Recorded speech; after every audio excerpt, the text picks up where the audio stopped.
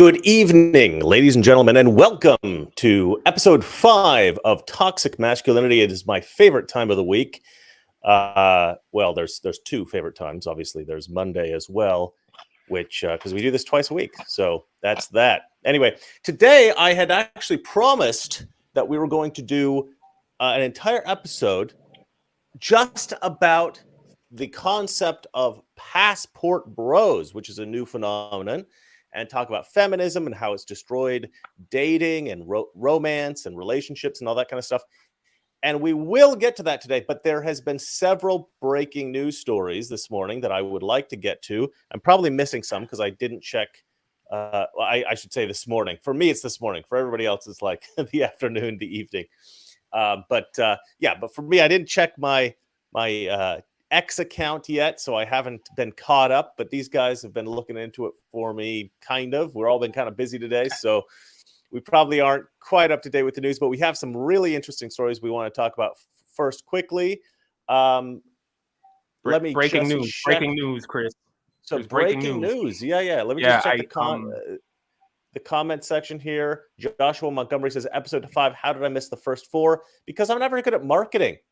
Joshua Montgomery, that's the problem there. Graham Wells, love you, man. Love the Scottish flag as well. I assume you must be Scottish. I as well, genetically, am to some degree about a quarter Scottish. Your wife's son, nice to see you in the chat. So I just want to say hi to everybody in the chat. Anthony Mark, always love seeing you, man. And why don't we get going? Jason, what's our first story? What do we want to talk about? Breaking news. Johnny Cochran will defend OJ Simpson in hell.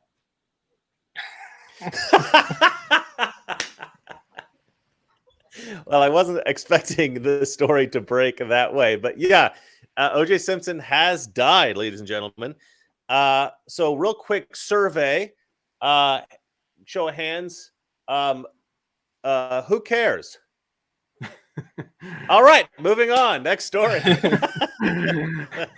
Now, Kurt, I'll let you jump in here real quick. Oh, well, yeah, I thought it was weird, the circumstances of his death. I mean, nobody's really talking about this. Apparently, he was shot 187 times in a routine traffic stop. Was that what happened to him? Yeah, I think so. Unless my information's incorrect. They all look the same. Oh, no, apparently, anyway, sorry. Wrong story. Wrong story. No, here we go. I've got it. He died of cancer. It was apparently a cancer that causes a total loss of morality, resulting in decreased credibility, also known as Jack Smith disease. This is the first I've ever heard of this. This particular form of cancer. Very good. I like it. I like that. Listen. OJ Simpson, say what you will, he's going to go down as one of many, many black men who have killed white women, but he will be the most famous ever black man to have killed a white woman in history. So he's got that. Maybe that'll be on his tombstone. Your wife's son just chimed in with, he is cancer. No. All right, we're gonna look at a super chat right here, just because you know what? I just like this guy. Yes, man has chimed in. He says, has anyone ever been far even as decided to use even go want to do look more like? Okay, so who among us can interpret this for me, because I don't know what he's saying here. Has anyone ever been far even as decided to use even go want to do look more like? I think that might be a talk to text problem here. I think but thank you, Yes Man, for the $10. None of us understand what you've just said. Is Yes Man secretly going on here? What's that? Secretly what? Is Yes Man secretly Kamala Harris? Is that like the screen name that she uses when she visits the show? As a Kamala Harris speech. Yeah. All right. Well, I just heard that Nicole Brown Simpson would take the stand, but Simpson still says he has a good chance of winning the case. She's going to take the stand. Well, listen. OJ Simpson is dead, and I don't know if anyone cares. And that's that story. But he was famous, and I think we can move on. Yes, I Okay. think obviously So- he's famous for being the only man to ever be named Orenthal. I think was his real claim to fame. Has anyone ever met an Orenthal in their life? Sorry, if you're out there, your Thankfully, name's no. Orenthal, I apologize. No, because but just to sum it up, it's all tragic story, and it's really sad because he was a great football player and he had everything ahead of him, and two people lost their lives, and it's just sad, and this is just the ending to that tragedy, and I'm glad it's over, and we could pass that. That part was sad. The victims of his rage is sad. I don't know about him dying being sad. Yeah, exactly. It's totally sad. Like, yeah. Okay. Anyway, so Federal Reserve principal economist who reveals to O'Keefe Media Group that Fed Chair Jerome Powell wants to be remembered in history for undermining Trump, says conservatives are dumb and discriminated against at Federal Reserve. Yeah, this is a story that I wanted you to include because I love this. I love that James O'Keefe is still doing the dirty work of, this undercover investigation. There seems to be a pattern with this James O'Keefe undercover stuff. It's almost always gay dudes, right? They're able to go on these gay dates using Grindr or whatever. I assume they're using Grindr or something to hook up with these guys. And then they're sending out this like fake gay, or maybe it's a real gay, but undercover agent on this gay date. And then they get these gay dudes to like, just because I don't know what it is about gay dudes. They love to try to impress their dates with like classified information. But that was one of the things back in the day, like in the 50s and back in the day, it was like you cannot hire like I'll go by what they say, homosexuals and all that, because it was easy to like trick them into or convince them into telling like your secrets and all that, because I think it was more that they could be easily blackmailed, because back in the day, being gay was something you had to keep secret. But now that it's out in the open, that's not so much of a concern. Yeah, I guess they were right. Well, let's go ahead and watch a little bit of this because it's kind of funny the way that this guy breaks. Right now, I'm preparing for something. I'm going to do a talk to the Fed board. Meet Harel Hizmo. He's a principal economist working inside the Federal Reserve. So you write speeches for Powell? Yeah, like for certain paragraphs. I'm just really worried that I'm saying stuff like stuff that's classified. Do you deal with classified stuff? It's all classified. Right? Quote, "It's all classified." It's all classified. Trump is a crazy person. It's very clear. I mean, he's a dumb guy. Does he hate Trump? And like, is the feeling neutral? Yeah, of course. Okay. Yeah. And Trump was president. He wanted to stimulate the economy. Right. But he wouldn't do it. And he started raising interest rates, doing the opposite that Trump wanted. So, I mean, so the feeling is this, that like, we don't want Trump to be in the government. Right. Harel Hizmo, principal economist for the Federal Reserve, says Jerome Powell wants to go down in history as someone who, quote, held the line against Donald Trump, unquote. He's doing it for the legacy. He wants to be remembered in history as somebody who held the line against like Trump and like somebody who like helped the economy. So he wants to preserve his legacy as someone, even though he's Republican on paper, Democrats don't love him. Yeah, because he's responsive. Maybe like under Powell, the Fed has changed to think about equity issues like racial issues. Okay, so obviously this guy is not a gay. The problem is I read the transcript. Yeah, and I didn't watch the video. In the transcript, he comes across as very gay. Yes. I actually put in my notes. And I think he's very effeminate and very seems very wimpy. That's the weird thing. Like I talked about this in my Passport Bros video. We'll get to that later, but I talk about how there are certain guys now that sort of talk like this, even though they're supposedly heterosexual, but they talk like that. The sort of San Francisco gay voice. It's like the weirdest effing thing. Anyway, so that guy kind of talks like this, like his cadence is like that. The way he talks is like that. Yeah. Okay. So this is obviously a chick. Everything. He's kind of like got his shoulders up and he's like talking like this. And it's just like right. So in this case, it's a feminine.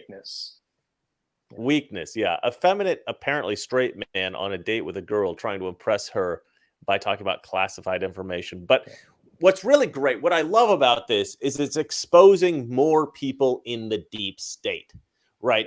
Like, not that this was a huge shock. This particular case was a huge shock. I'm sure that Trump would have tried to, somehow get this guy out of his position once he became president anyway. But I don't know. The Federal Reserve is this weird entity where it's like independent of the federal government, and I don't think the president can even has the power to appoint people or get rid of them. I'm not even sure how that works exactly. I should really look more in depth into the Federal Reserve so I have better. I've been meaning to do that, actually study up on it and try to get my head around exactly how that whole thing works. But yeah, they have way too much influence in our country, and yeah, it just goes to show, like, they have too much power, because you shouldn't be trying to undermine the president. You should be trying to work with the president, especially if it's somebody who's really trying to save the country like Trump. And then, the equity stuff, well, what does that really help you? What does that really help the country with? It doesn't help the country with anything. So, but it's nice to get this. Like, to me, this is a massive stain on this guy's legacy. If this guy's just out for his legacy, well, I think that this video just destroyed that legacy. So, yeah, let's see this guy burn. I would love to see this blow up in the media. What was annoying was I saw this come out, I was looking at it on X and whatnot. And then I was scrolling around later because I had kind of forgotten about it, but I wanted to include it in the show today. I was trying to scroll through X and find another, report on it or something. I couldn't find it anywhere. Like, it was only reported by a few people. And it kind of was like a blip. It just like showed up and then disappeared. I guess maybe because everybody kind of knows that Powell is not so much a fan of Trump, or he's not really, the best, he's a bit of a rhino anyway, so nobody really cares. But I love it. I love exposing these people in this very open and obvious way, this very public way. I just wish that it was the kind of thing that they used to show stuff like this on CNN. They used to show this kind of stuff occasionally on MSNBC. But now, I mean, you've got this total media blackout of anything that could ever make a Democrat or anybody that the Democrats like look good. And to me, that's a very, very frustrating. But there is your wife's son is saying the Fed is a private bank independent of the government. Yes and no. I mean, they're definitely, that's definitely true what he said, but there is some collaboration with the federal government. There is some negotiation with the government. They do work closely with the federal government. So they're independent, but they are, they obviously working together with with the government, and, they do have some kind of, very close relationship. But anyway, what do you guys think about this? Did you guys check this story out? Yeah, I heard there was another story, and the guy was gay. It was another one that I heard today, that he opens up about how the FBI literally trying to get Tucker Carlson and Alex Jones to make them bankrupt and all that. I'm tired of hearing these stories, because at the end of the day, these people don't pay for anything, and what they're doing is obviously treason. You mean they don't pay for their crimes? Nobody's paying for anything. So as long as nobody's paying for anything, they're gonna keep doing it. And I'm just tired of hearing it. It's like, where's the accountability? You're saying they're not paying for anything. I think that's a little bit cryptic. What you mean is they're not being punished. They're not paying for their crimes. Yeah. Yes. And you think these people have morality or anything like that? Come on, they're willing to do this to their country. So, I mean, they don't care about if this comes out like that, as long as they're not getting in trouble, as long as people aren't going to jail or I'm not going to say what I want to say, but it's for me, I just get disgusted and what's the point of all this? I know what you're talking about. So I think about this with regard to different kinds of societies. And I've talked about this before on the show, how there's some kind of countries that can get away with more, higher degrees of socialist policies, higher degrees of public welfare and stuff like that. And for instance, the Netherlands, they have decriminalized a lot of drugs and actually legalized a lot of drugs. And it's well, how do they do that without the whole country becoming a bunch of drug addicts, having a bunch of homeless people and different things like that? Well, you've got two issues at play here. on the one hand, a lot of laws, a lot of policies are incentivizing, have an incentivizing effect on the population. So you always have two kinds of people within any kind of society. Those who have a sense of duty to their fellow man, people who have a sense of duty to God, those who have a sense of duty to themselves and their families and want to do good, want to do well by society. Now that could be Christians, that could be Muslims, that could be atheists, that could be, it doesn't really matter. I tend to find that Christians, actually devoted Christians tend to be very good about this kind of thing, or even people with like a Christian background or Christian family. But I've seen this in every kind of group of people. But, if you have a society where a large percentage of the population does not share those values, they don't share a value of duty to themselves and their family and to God and the country and all these kinds of things, then you'll get moochers and you'll get essentially criminals. You get people who will try to rip off the system and try not to work and try not to have any kind of principles or sense of integrity. And then what you're doing is, without the policies, if you have these very libertarian policies, then you end up with a problem. And that's what we see right now in Los Angeles, where they've decriminalized drugs. And now you have one of the biggest homeless problems on the planet right now in Los Angeles. And I lived there and I saw it. The same thing is true in Oregon right now and in Washington State, in Seattle and also in San Francisco.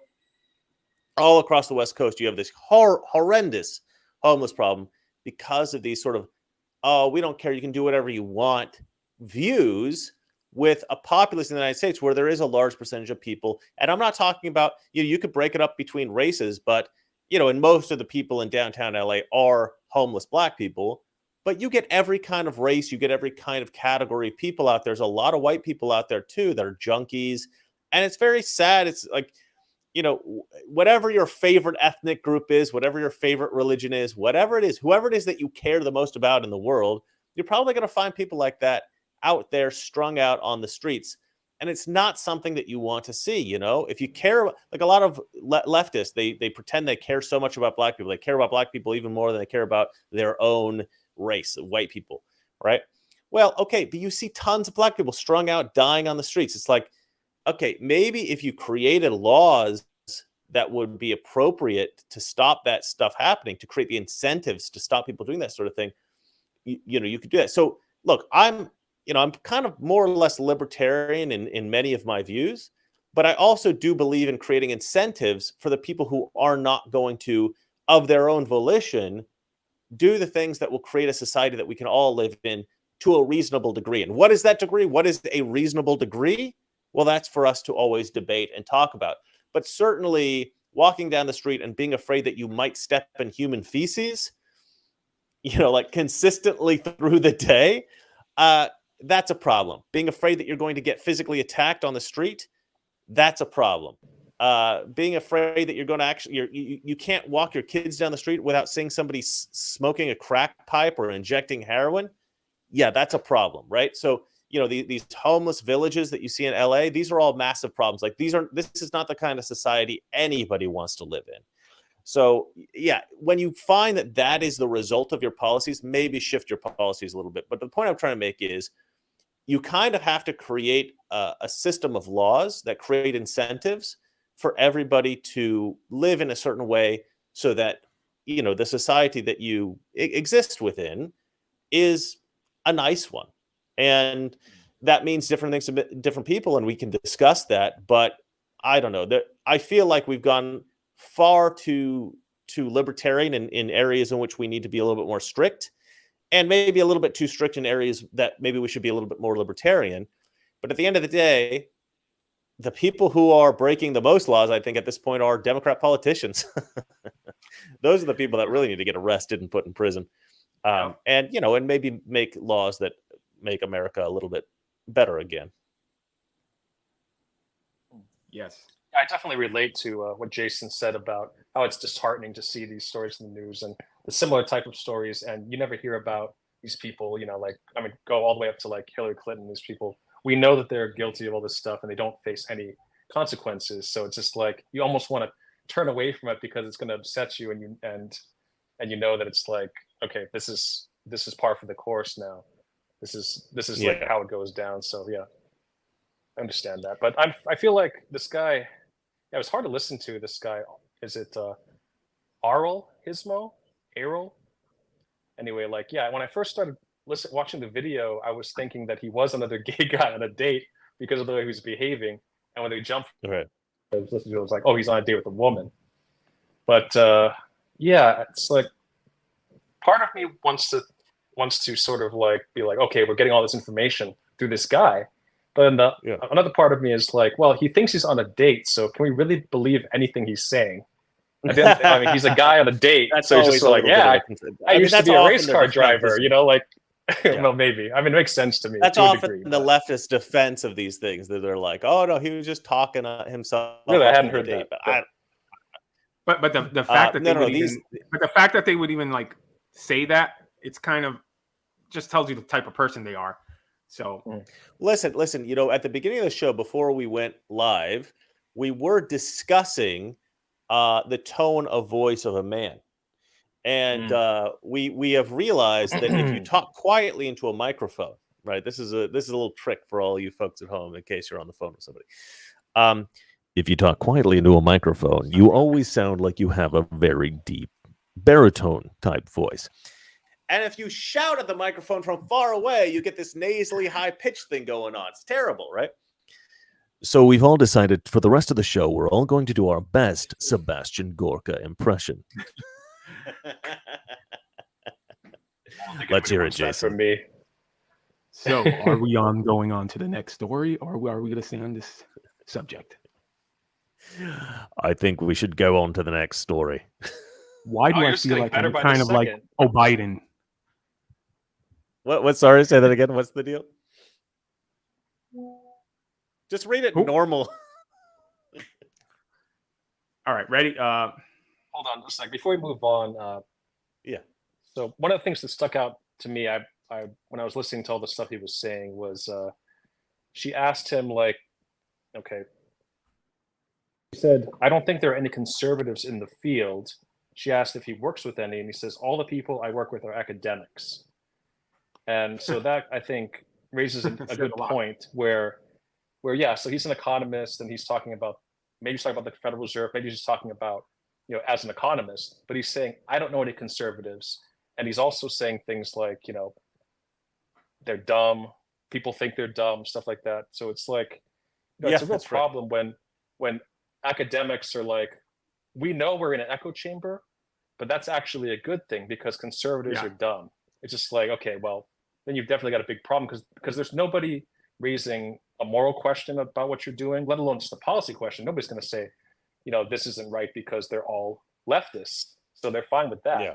But if they decide to go far in their activities to be like, you know, their leftist goals, something that might be a little amoral, well, happen either, because nobody's going to say, hey, are we going too far? Because in their mind, they're the good guys, they're right.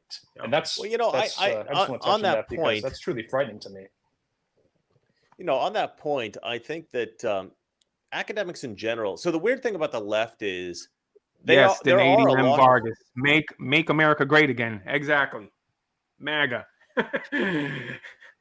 No, listen. There are two kinds of Democrat voters, right? There are the, you know, like academic, intellectual types who are absolutely convinced that they know how to make America better, make America amazing, much better than the rest of us. They know better than everyone else. They're like the ones that can organize society, and they're convinced, right? They're the what you call useful idiots, right? They're the ones that in the Soviet Union helped to usher in the era of communism, and then were executed immediately afterwards, because the brutality of the people who were actually in charge.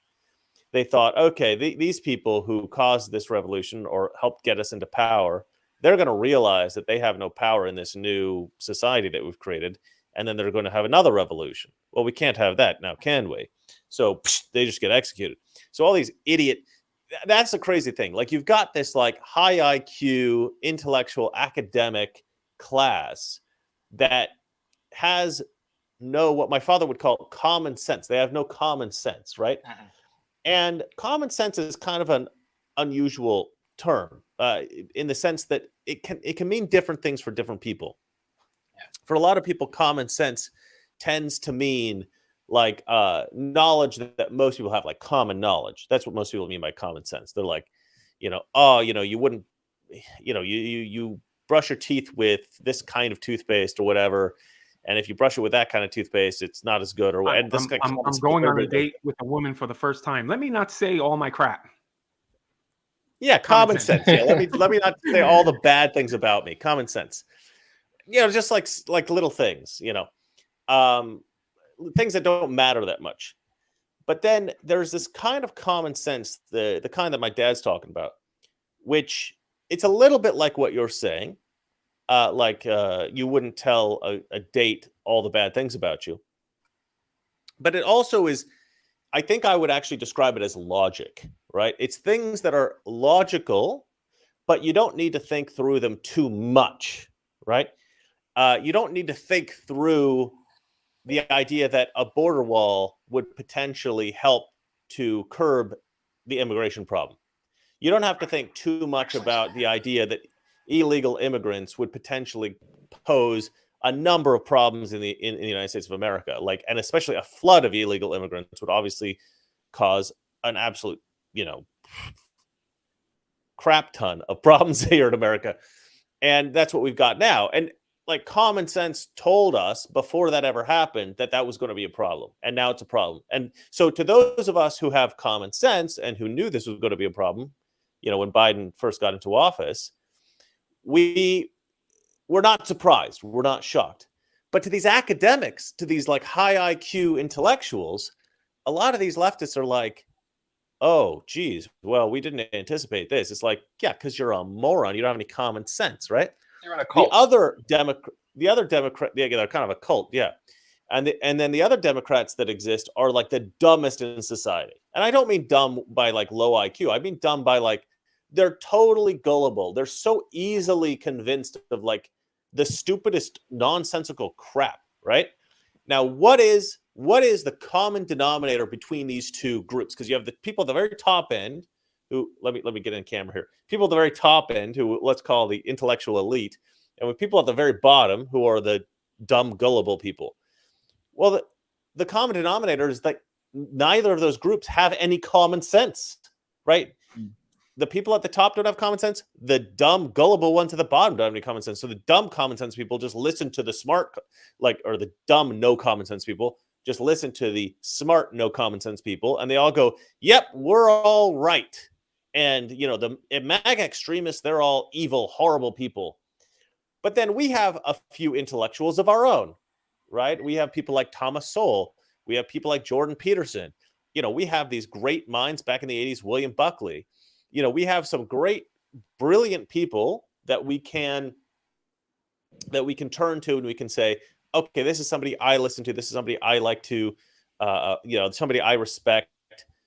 Franklin just said that Kurt has a 194 IQ. Is that right, Kurt? I have no idea. I can't even count that high. Anyway, the point is, the leftists have these very smart people, but they don't have any common sense, so they end up saying and doing stupid stuff. And at the end of the day, it's difficult. It's frustrating, I think, for conservatives, because we tend to be the party of common sense.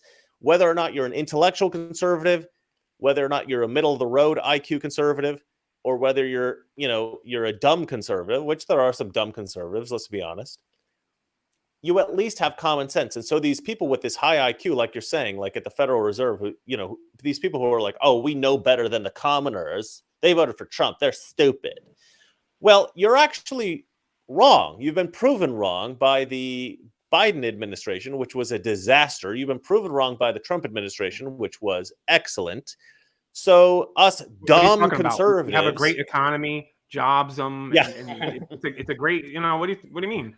Speaking of your go buy dumb some eggs. Go buy some eggs. That's all you need to do. Yeah. But anyway, so Donald Trump and the MAGA extremists that want him put back in office, maybe we're not the dumb ones after all. But, obviously these elitists, because they have this sort of academic, high IQ, intellectual elite cult, like you're talking about there, Kurt, Jason, they do have a kind of a cult where they've convinced each other that they're all right. It's so much easier to believe in a delusion if somebody shares your delusion.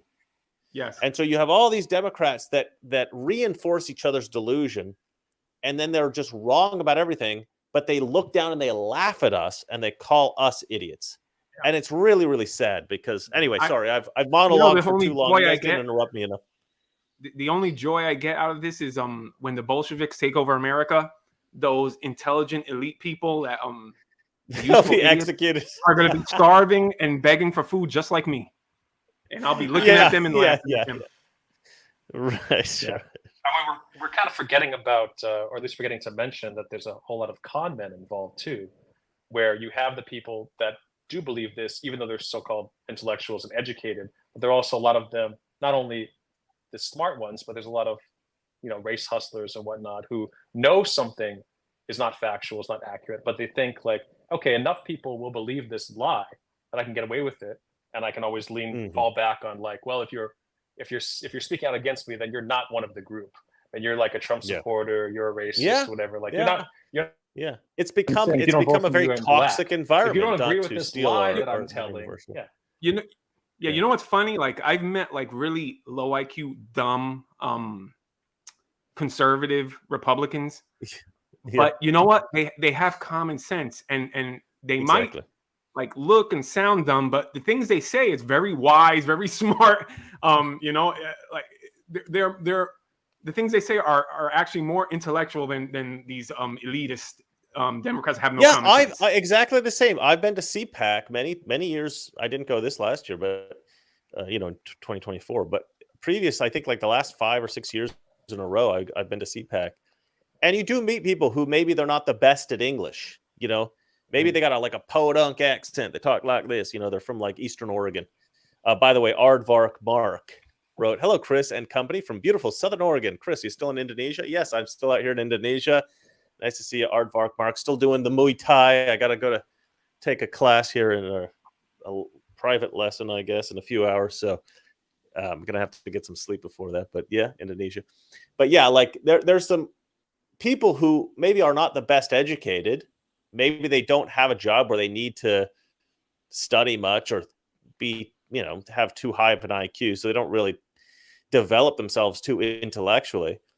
But they do have, like you said, that common sense. And honestly, I respect those people 1,000 times more than the intellectual elites at the universities or Democrats that get into political office. I would, if you actually ask me, based on nothing else other than, this is a redneck conservative and this is an intellectual elite academic, who would you want to be president? I'd pick the redneck every time, every single time. Yes.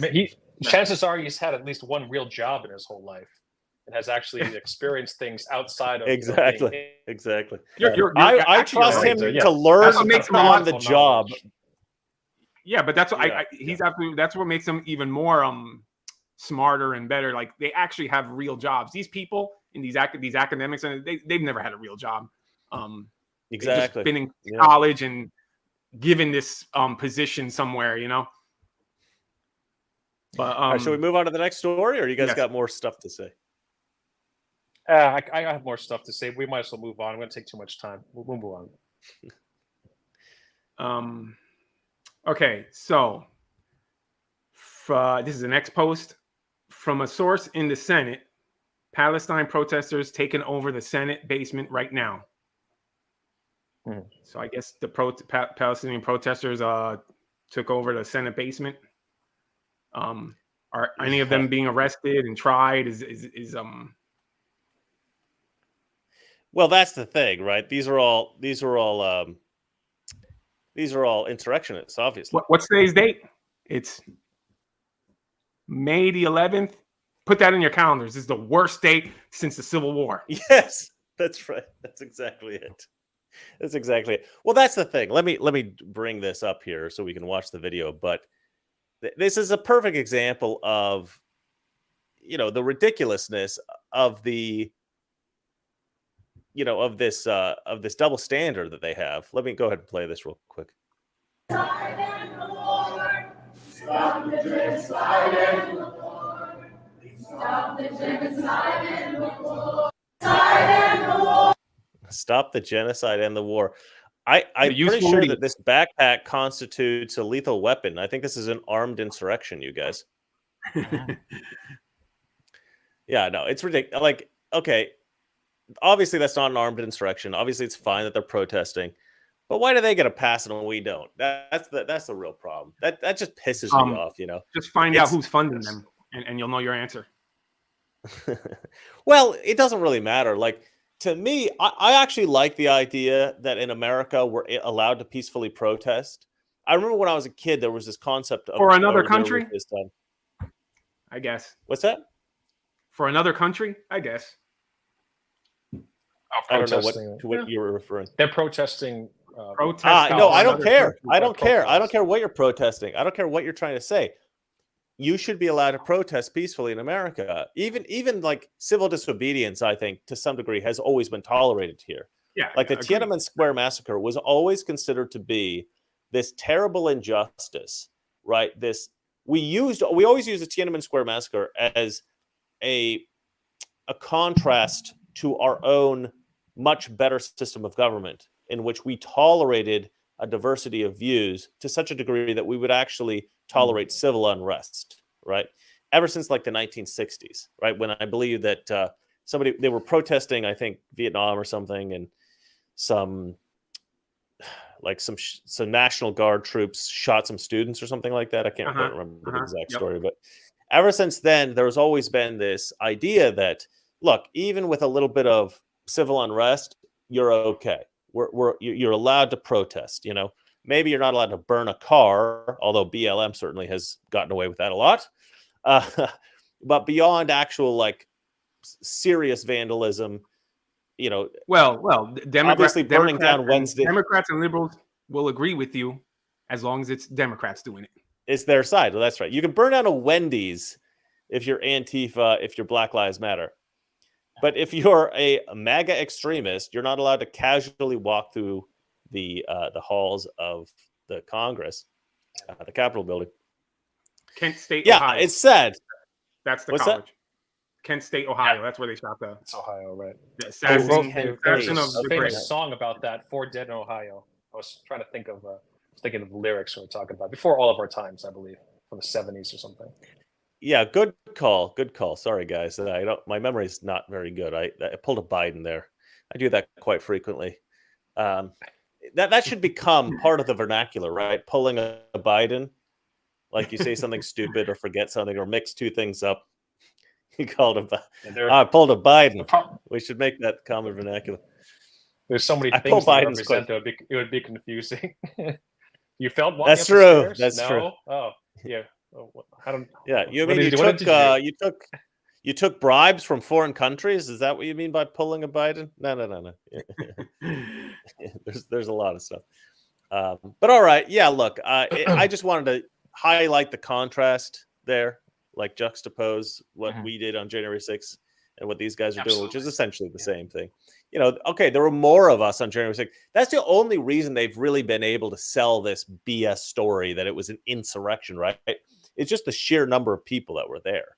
I don't think it was the violence, quote unquote, as they call it. I thought half of them were like FBI agents. Yeah, a lot of them were FBI. In fact, there was a report the other day. I think it was an FBI agent, former FBI. I can't remember who it was.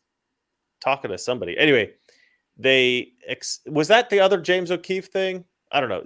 It wasn't even James O'Keefe. It was like another undercover operation that I've never heard of. Yeah, that's what I was talking about. Where the guy it was an Yeah, and this guy, they caught him talking about what he believes happened on January 6th. And he said that there was something like at least 20 FBI guys in the crowd. That was his perception, but they don't actually know. They lost count. I don't think they lost count at all. I don't think they want to say. But who knows how many people were in there agitating. So I don't know. The whole January 6th thing just pisses me off. I don't want to talk about it anymore. You guys want to say something? You want to move on?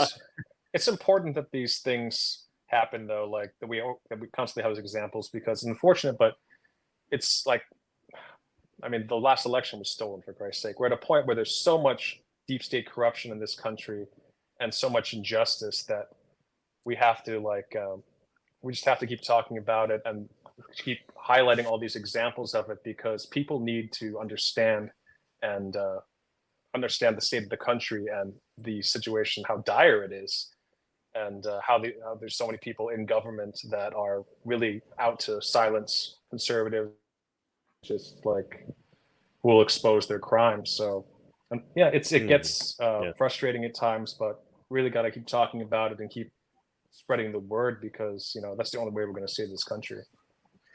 Yeah, that's why I wanted to highlight this. Just another example. I mean, we've seen a million of these, but this is another example because of how when it comes to the point where where we don't talk about it, just like then it becomes then it goes silent, it goes unheard. So that's the alternative, and the alternative is not acceptable. So yeah. Yeah, Franklin has noticed that Chris Arizona's name on his account is very confusing because he's apparently from Nebraska. Well, hello, Chris Arizona from Nebraska. It is true that it is a bit confusing. All right, let's move on to the next story, Jace. What do we got? Okay, and another young man on his way to be the next Elon Musk was shot and killed by cops. Yeah, another young man on his way to being the next Elon Musk. Let's bring this one up here. Okay, hold on 1 second. Sorry, I'm texting my friend this video. It's a short video. Yeah, I'm gonna play the video. If you guys don't know who Grace Saldana is, she's a friend of mine. She's on RB. I think it's called RBN. She's a cool chick. All right, let me find. Oh yeah, here it is. Oh yeah. So this guy's mom's upset because he was shot by police. Now keep in mind, this guy was being arrested and he shot at police. It's a black kid. He was riding around in his car. Police pulled him over. So he shot at the police. And of course, the police shot and killed him. But he was shooting. Just keep that in mind. Just keep that in mind that he was firing. RSBN. That's it. Thank you, Josh Montgomery. All right. Let me share this. Had just bought his new car 3 days before that. And he was just riding around in his car. He said, "Mom, going for a ride." And they killed him. They killed him. Okay, now it's like I'm living in a movie. Like nothing seems real anymore. I mean, I shouldn't laugh at this woman because her mother, like her hair. Listen. This is the mother of a boy who died, so it shouldn't be really that funny. But Chris, I think it's really insensitive of you to, instead of showing the actual footage, to show a Dave Chappelle sketch. I mean, I know we have our fun here and everything, and I'm thrilled that he's doing sketch comedy again. I love Chappelle's show, but I mean, come on, take it seriously. Her son died, for Christ's sake. What I felt like is like when she fell back into the crowd, it looked like a professional basketball player faking a foul. Like, have you ever seen where like they don't even come close to them and they go, flopping. And it's like, that's what it looked like to me. It was like so phony and artificial. Yeah. Oh my goodness. There goes Kurt again. What happened? I have a son, and whenever I see these stories, because I have a son now, and Jason, you're in a 90s music video for some reason. What's that? Say it again. Chris, does he not look stretched out like this to you? Nope, Just looks me? fine to me. Thank you for the interruption, Kurt. Okay. But Well, it's all you. Crazy. Yep. Well, if anybody in the comments wants to say if I look weird, please let me know. No, you look fine. You look good. You look good. So, I mean, obviously I do look weird, but I mean video wise. So what I was saying is, before Kurt interrupted me, I have a son now. So if he grew up, and he actually got a gun, went out, was a criminal, shot up by cops and all that stuff, I'd be the most disappointed parent in the world. Like, yeah, you'd be sad. I wouldn't react in a way like I'd actually be embarrassed. I wouldn't want to show my face it'd be embarrassing. that I wrote a son that will do something like that. Yeah, that's what's so weird to me about this chick. Like, and your son is half black, is a half black child. So you're you're living in this world to some degree.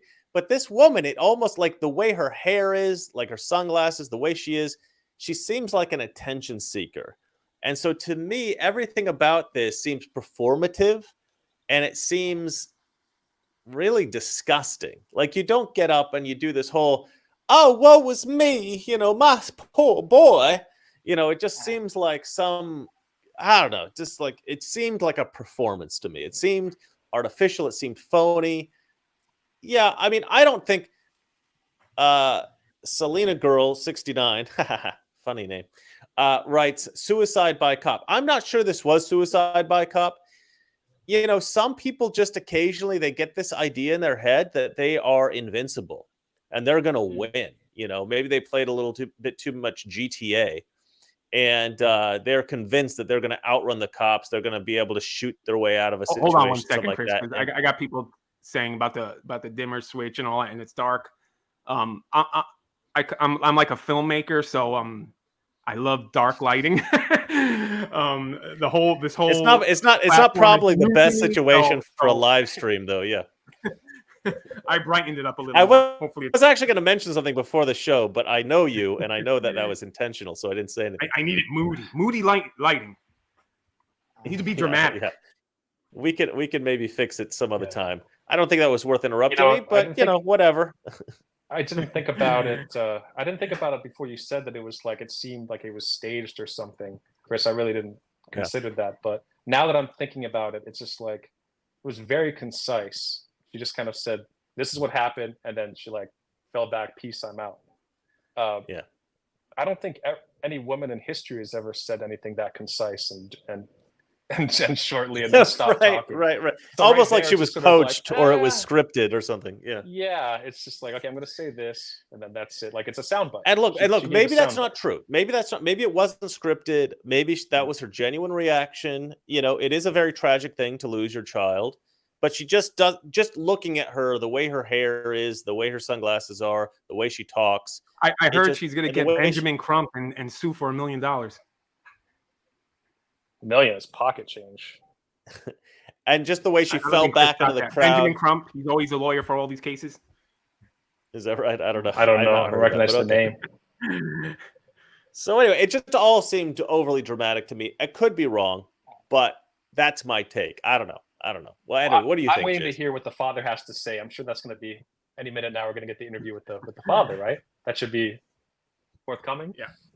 It's sad but true. Yeah. I saw this meme the other day. I wonder if I don't think I could find it, but I saw this meme the other day. It's this image of a child crying, a black child crying, and he's like genuinely crying. I don't know where they got this photo. It's like a still from like a video or something like that, and and it was like I think it was a meme for Father's Day or something like that, and then they put in a caption like I don't give a damn about your white ass holidays or something like that. And the kid's like, bawling. Yeah, you sent me that. That was rough. True Father's Day, white ass holidays. And somebody in the comments after between comedy and tragedy, you laugh to keep from crying, really. And I wrote something under it, or I said, I don't remember. I commented on this or something, and somebody at the bottom or underneath my comment commented, and they wrote. What's funny about the actual like leading cause of all the problems in the black community or something like that? Like, what's so funny about that? And I mean, they do have a point. It's not really a funny thing, but sure. I think the reason it's funny is because the expression on the kid's face was so genuinely like traumatized, like bawling, crying. I don't know. You'd have to see the meme. I wish I could find it. I did send it to you. Maybe I can find it, but. Anyway, assassin of the gray. It is a sad situation, though, huh? The assassin of the gray brings up a great point. Exactly, like yeah, go for it. Growing up, that's what I was always told too. Like,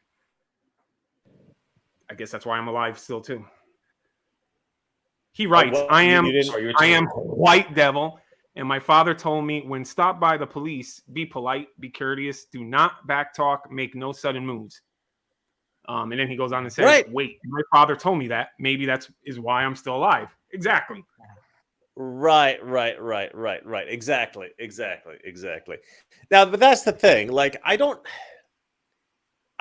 know if like you've heard of this concept of the talk that black people have to have with their children, which is like, don't do anything bad or the cops might kill you. And it's like, well, okay.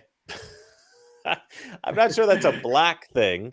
I think there's two scenarios in which look, either you don't have to have the talk with your child because you're not concerned that your child is going to be a criminal, or maybe you live in an area where, okay, even if we raise our kids well, maybe the kid will end up doing some bad things because it's a bad neighborhood. They've got some kind of not so good friends, whatever.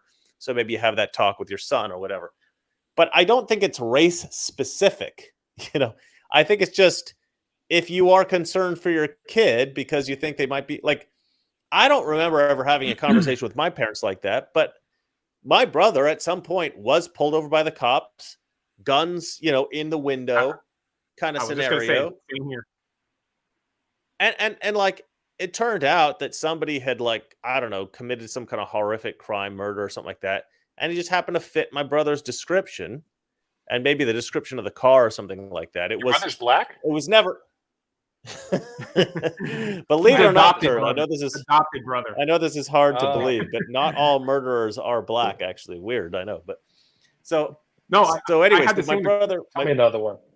I had the same experience. So it's not just a black thing. I had the same experience where I was. Let me finish up what I'm saying. Go ahead. I thought you finished. Kurt interrupted me, and I thought you were finished.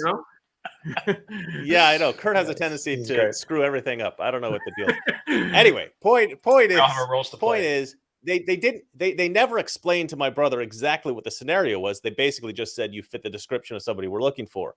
But they didn't like, excuse me, sir, can I see your registration and license or license or whatever. None of that. It was like guns in the window. You know what I mean? Like, my brother was just like, whoa, holy crap, what's going on here? And so that can happen to like literally anyone. I don't think my brother's ever committed a crime in his life. He's a very good person.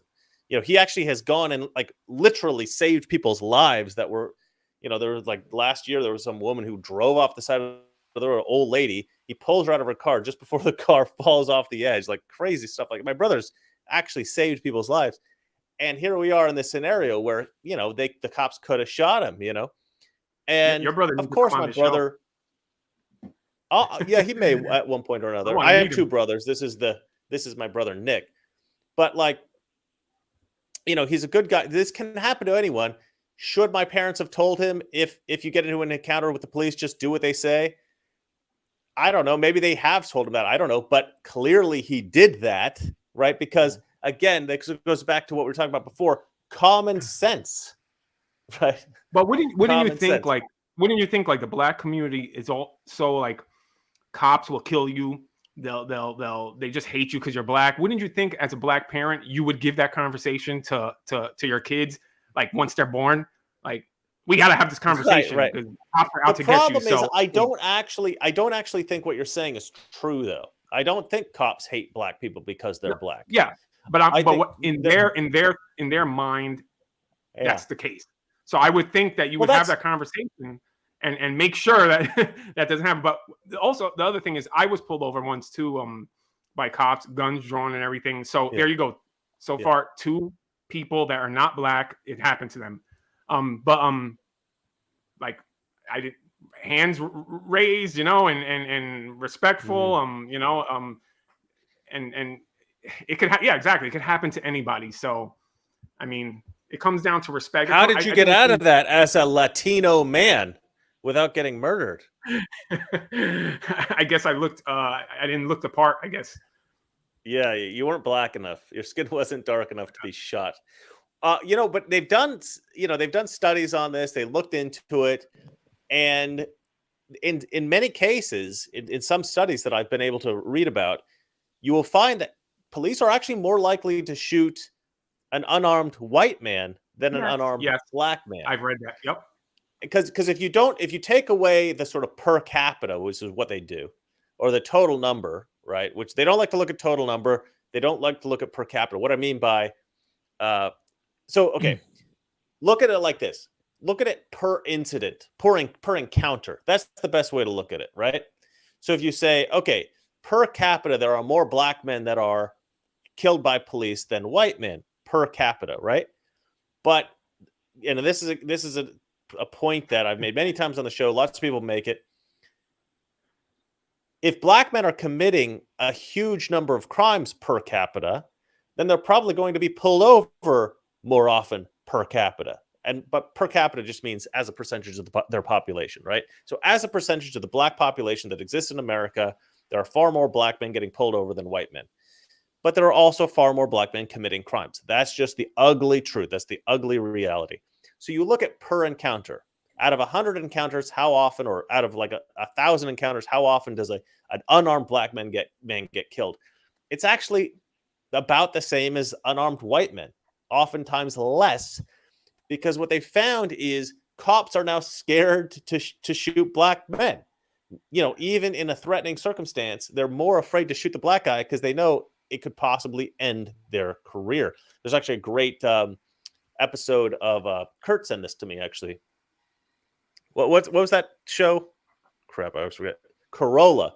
A great episode of Adam Carolla with Officer Tatum, Brandon Tatum, awesome guy. And he talks about this. And he also talks about another really interesting point is he talks about how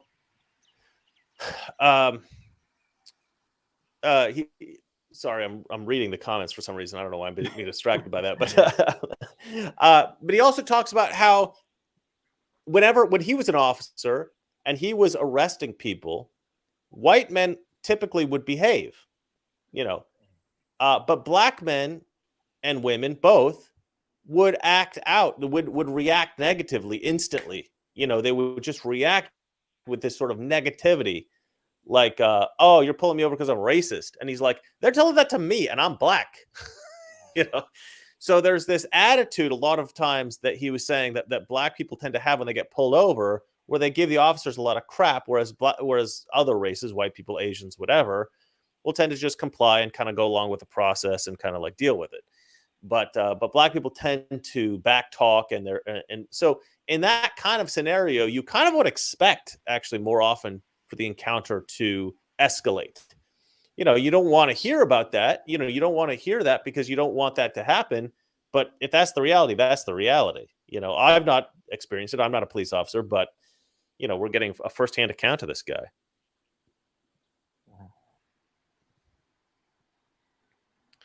The silence is deafening, gentlemen. That awkward silence. Nobody wants to say anything. I figured we'd probably just move on. Did I not speak on this? You didn't. Kurt has been chastised so often for interrupting. He's not even talking anymore. Yeah, I'm like a whipped dog at this point. Well, I think it's funny that like the sort of the brazen behavior of the media to just put this narrative out there, and that's why she feels comfortable.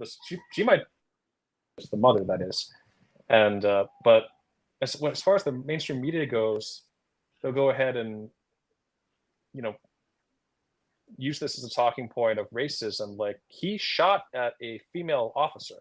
He was the first one to shoot. Mm-hmm. And he was not complying. There's video of this. There's evidence of this. So they're just like, they're so desperate to, and I saw this in one of the stories they mentioned too, they're so desperate for the next George Floyd, for the next sort of like, you know, incite more division, more problems, and then just, and just, you know, the ultimate thing, or what's going to continue to happen because of this, like, just bold-faced lying, is that you're going to wind up with no honest people on the left. Everyone that has any integrity on the left is going to say, oh, wait a minute, or just doesn't like being lied to, or any pride for that matter. They're going to go, okay, well, this is BS.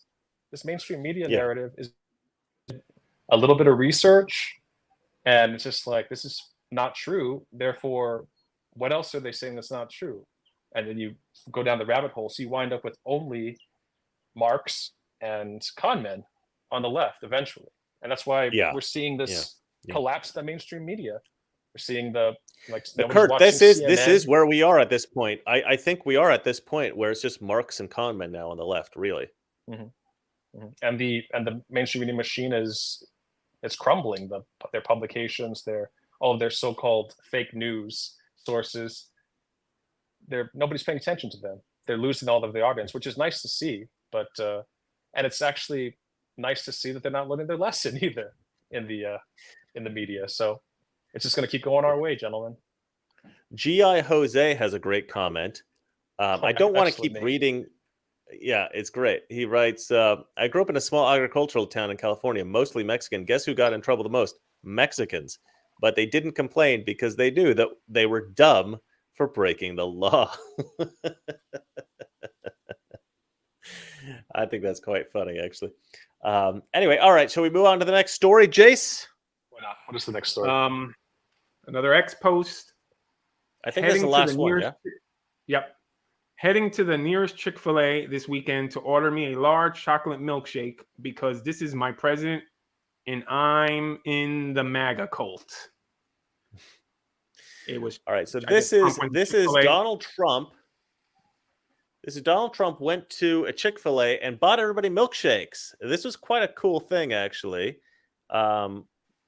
People seem to be outraged on the left for this, but let's have a look at this. Can I have 30 milkshakes and also some chicken? And we're going to take care of the customers. Is business good? You're making a lot of money? Everyone's getting rich, right? Look at the way you hope. You like each other, right? Can I have 30? I mean, it's kind of a cute little moment. It's just like a fun little thing. I think there's other. I don't know if there's. Yeah, Trump is so good with people, man. It's like the complete opposite of But man, he's just so good. Like, and I don't think it's fake. It's that's how he genuinely is. Yeah. I don't know if you guys noticed. I watched the video a couple of times because I wanted to. I was trying to come up with something. It's a very short video. I wanted something important, interesting to say about it. But what I noticed was there's this one old black guy in blue, and everybody else is sort of like smiling and nodding or laughing or whatever. And he's just like looking at him the whole time, stone faced, like, oh. I like this video here. This is quite a good one. I like this one. Can my friend Dom get in one too? Listen, she's fundraising. Come on in. Oh, this is not the video. Bye, He is the worst president in the United States, and he's horrible to the black community. Like it or not. Been that way since a senator. Community bad. And check out his record in the 1990s. Check out his record in the 1990s. You're economically what's for us. Well, opportunities. Best job numbers ever. The first step act. Let's talk about it. And again, the colleges and universities. Yeah. You got the whole thing down. Yeah. I got you. I mean, come on. That's just fun. He's just having fun with these people. Let's see what these guys' reaction is. I haven't seen this. Is this video? Was great. Video? I like these guys. I watch them sometimes. I've never seen them before. Yeah, I love this. Look at this. This is a genuine moment. There's a moment. There's a video of that chick. If I can find it, I'm sure we'll get it here somewhere. Is this it? Yeah. Much better than Biden did, so I was this is Corkin Randall, this is Spelman, this is Morehouse, this is Morris Spelman, all Isn't that great? So I don't care what the media tells you, Mr. Trump. We support you. Okay, 4 p.m. We've been 4 p.m. Come here, let me give you a hug. Please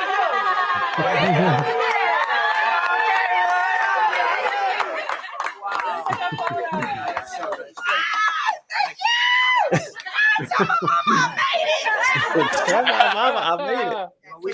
Well, that's the thing. So this is why I wanted to show this video, right? I thought that other video had all this different clips in, but it only had the one. I messed that up. Sorry, guys. But like, I just love that this is, just Trump just going out. Yeah, this is a photo op. Okay, this is like a publicity thing. Okay, obviously that's what this is. Trump reaching out to the black community. But Trump doesn't have to. Huh? I'm saying it doesn't come out as that though. Like it is, but it doesn't feel that way. But the reason it doesn't feel like that is because even if you do a publicity thing, you're a human being dealing with other human beings, right? This is what I talk about sometimes with like celebrity, right? Because I worked in Hollywood and I met celebrities and I hung out with celebrities, and some of them are real a-holes and some of them are actually amazingly nice people. Margot Robbie, effing amazing girl. I mean, she is pick funny. a beautiful blonde woman, wouldn't she? Adam Sandler. Adam Sandler. She just happens to be one of my favorites. Adam Sandler was one of the greatest people I've met. Like, man, what a cool guy. Yeah, another great example. Okay, so the only time I ever met. Okay, who's the guy that married Jennifer? Who's that guy? What's that guy's name? George Clooney. The only time I ever met George Clooney, he was in like a little electric car. This is like maybe 2005, something like that. And you know those little teeny tiny electric cars, the little like one-seaters?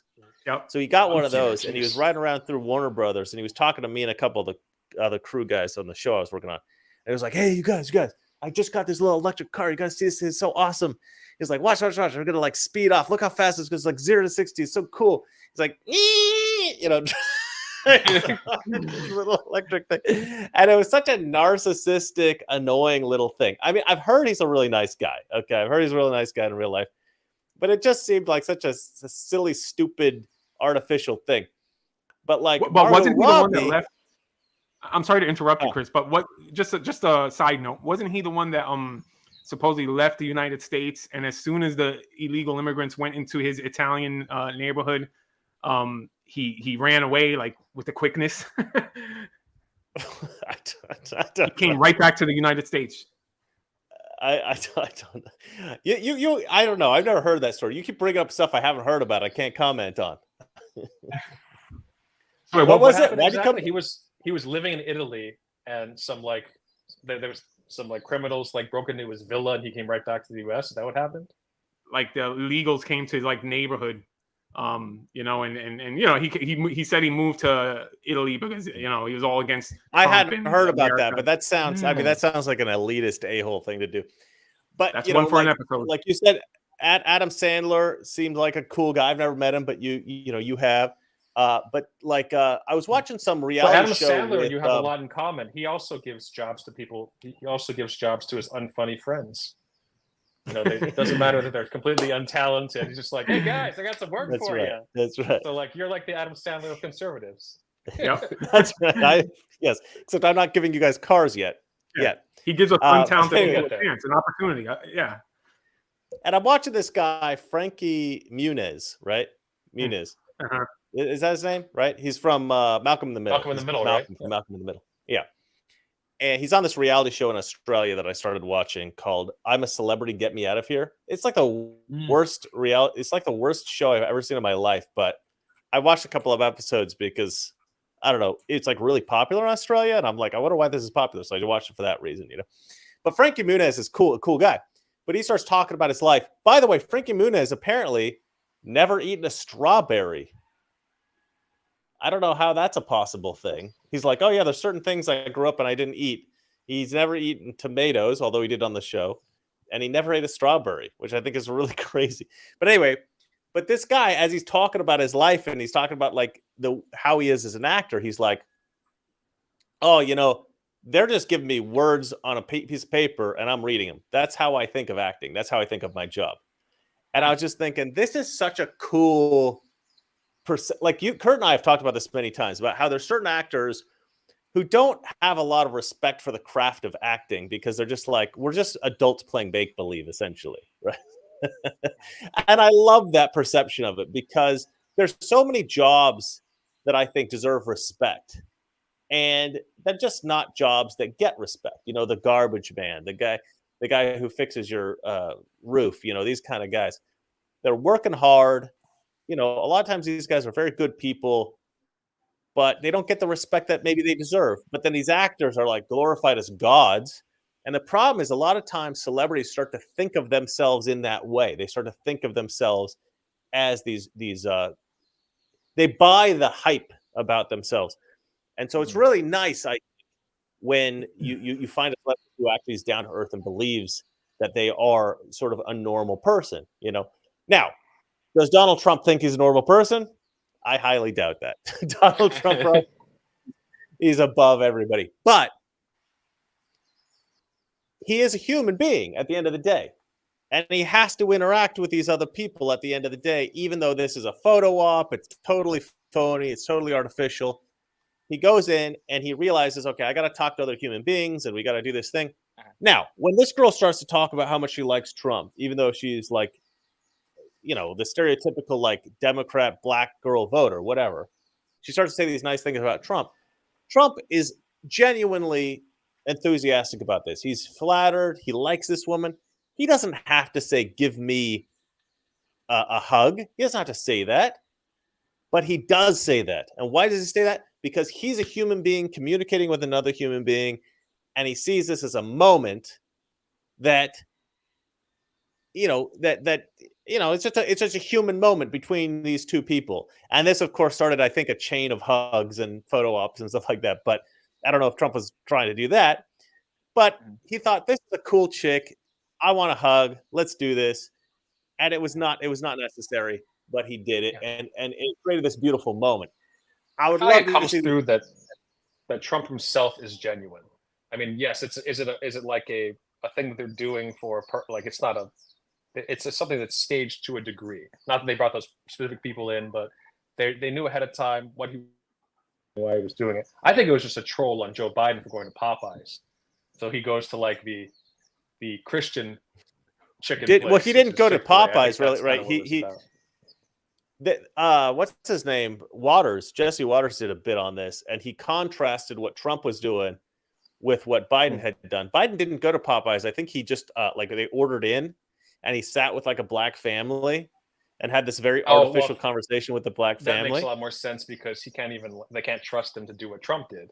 You can't walk up. No, they couldn't. They could never trust him to go in and have like this natural interaction with people. Because he'd be like, "What am I supposed to do?" He's probably sitting there and like they waved a bunch of black people in. You know, they had him in a queue and they walked him in there where Biden was sitting, and they like had them there for like 10 minutes, and then they ushered them back out again. It's probably what happened. Oh my god! And you know the crowd would just have blank stares, and Biden would have a blank stare. How could they not? I mean, it's same sort of thing with there was that, I think she's a sports journalist, but she was talking about working for ESPN, I think, and how her entire Biden interview was scripted, and how she just felt bad for him. Wow. That he's like, you know, here's this poor old man, and the entire thing is scripted. The entire interview is scripted, and like she said, she felt sorry for him because she had to do this. This is that. I think she was she moved out of ESPN, and I think now she's a conservative journalist. But yeah. It had to be something. Well, like yeah, that's cool. Yeah, I do remember her talking about that. Yeah. So you walk away from look. Well, you make a good point. Like I was basically Joe Biden being in the same scenario as Trump. You're right; it wouldn't work. The reason Trump is so great for like as a political candidate is I think that his team can essentially just put him in a situation in which, okay, let's put him in a sort of standard political photo op situation, but we don't have to actually set anything up or do anything. We just like wind him up, put him in the room with the black folks at, you know, Chick-fil-A and be like, we okay, go Trump. And then he's gonna do some amazing stuff. You know, he is just gonna be Trump. You know, he's just gonna do the Trump thing. And he's like, bye everybody, milkshakes. Yeah, let's have a good time. And I don't even think that's funny thing, like Kurt or Jason, I guess Kurt's gone now. It's funny thing that you say about how it doesn't read as a photo op, because I think it kind of obviously reads as a photo op in a way, in the sense that I don't feel like they're trying to hide it. I feel like that's what makes this authentic, is that they're saying, okay, we're going to have like a photo op. We're going to do this kind of like artificial marketing thing for black people. We're going to put Trump in a Chick-fil-A with a bunch of black people in Atlanta and like watch them interact. And that's going to be it, right? Obvious publicity stunt type thing. So they're not hiding that in that sense. But like you said, Trump turns it into something where it doesn't feel like that. So they're both being honest about how they're marketing to black people in a very obvious, open way. And then but they're still able to pull it off in this very artful manner because Trump is just so genuine with the people around him. I think it worked great. I think it was a great moment. I can't And wait it's a to bit see of him fun. go down to the Korean liquor store in the corner and buy a bunch of menthols. That's going to be a real good photo op as well. I love these. They're minty. Have you tried these? These things are amazing. Why would they ban this?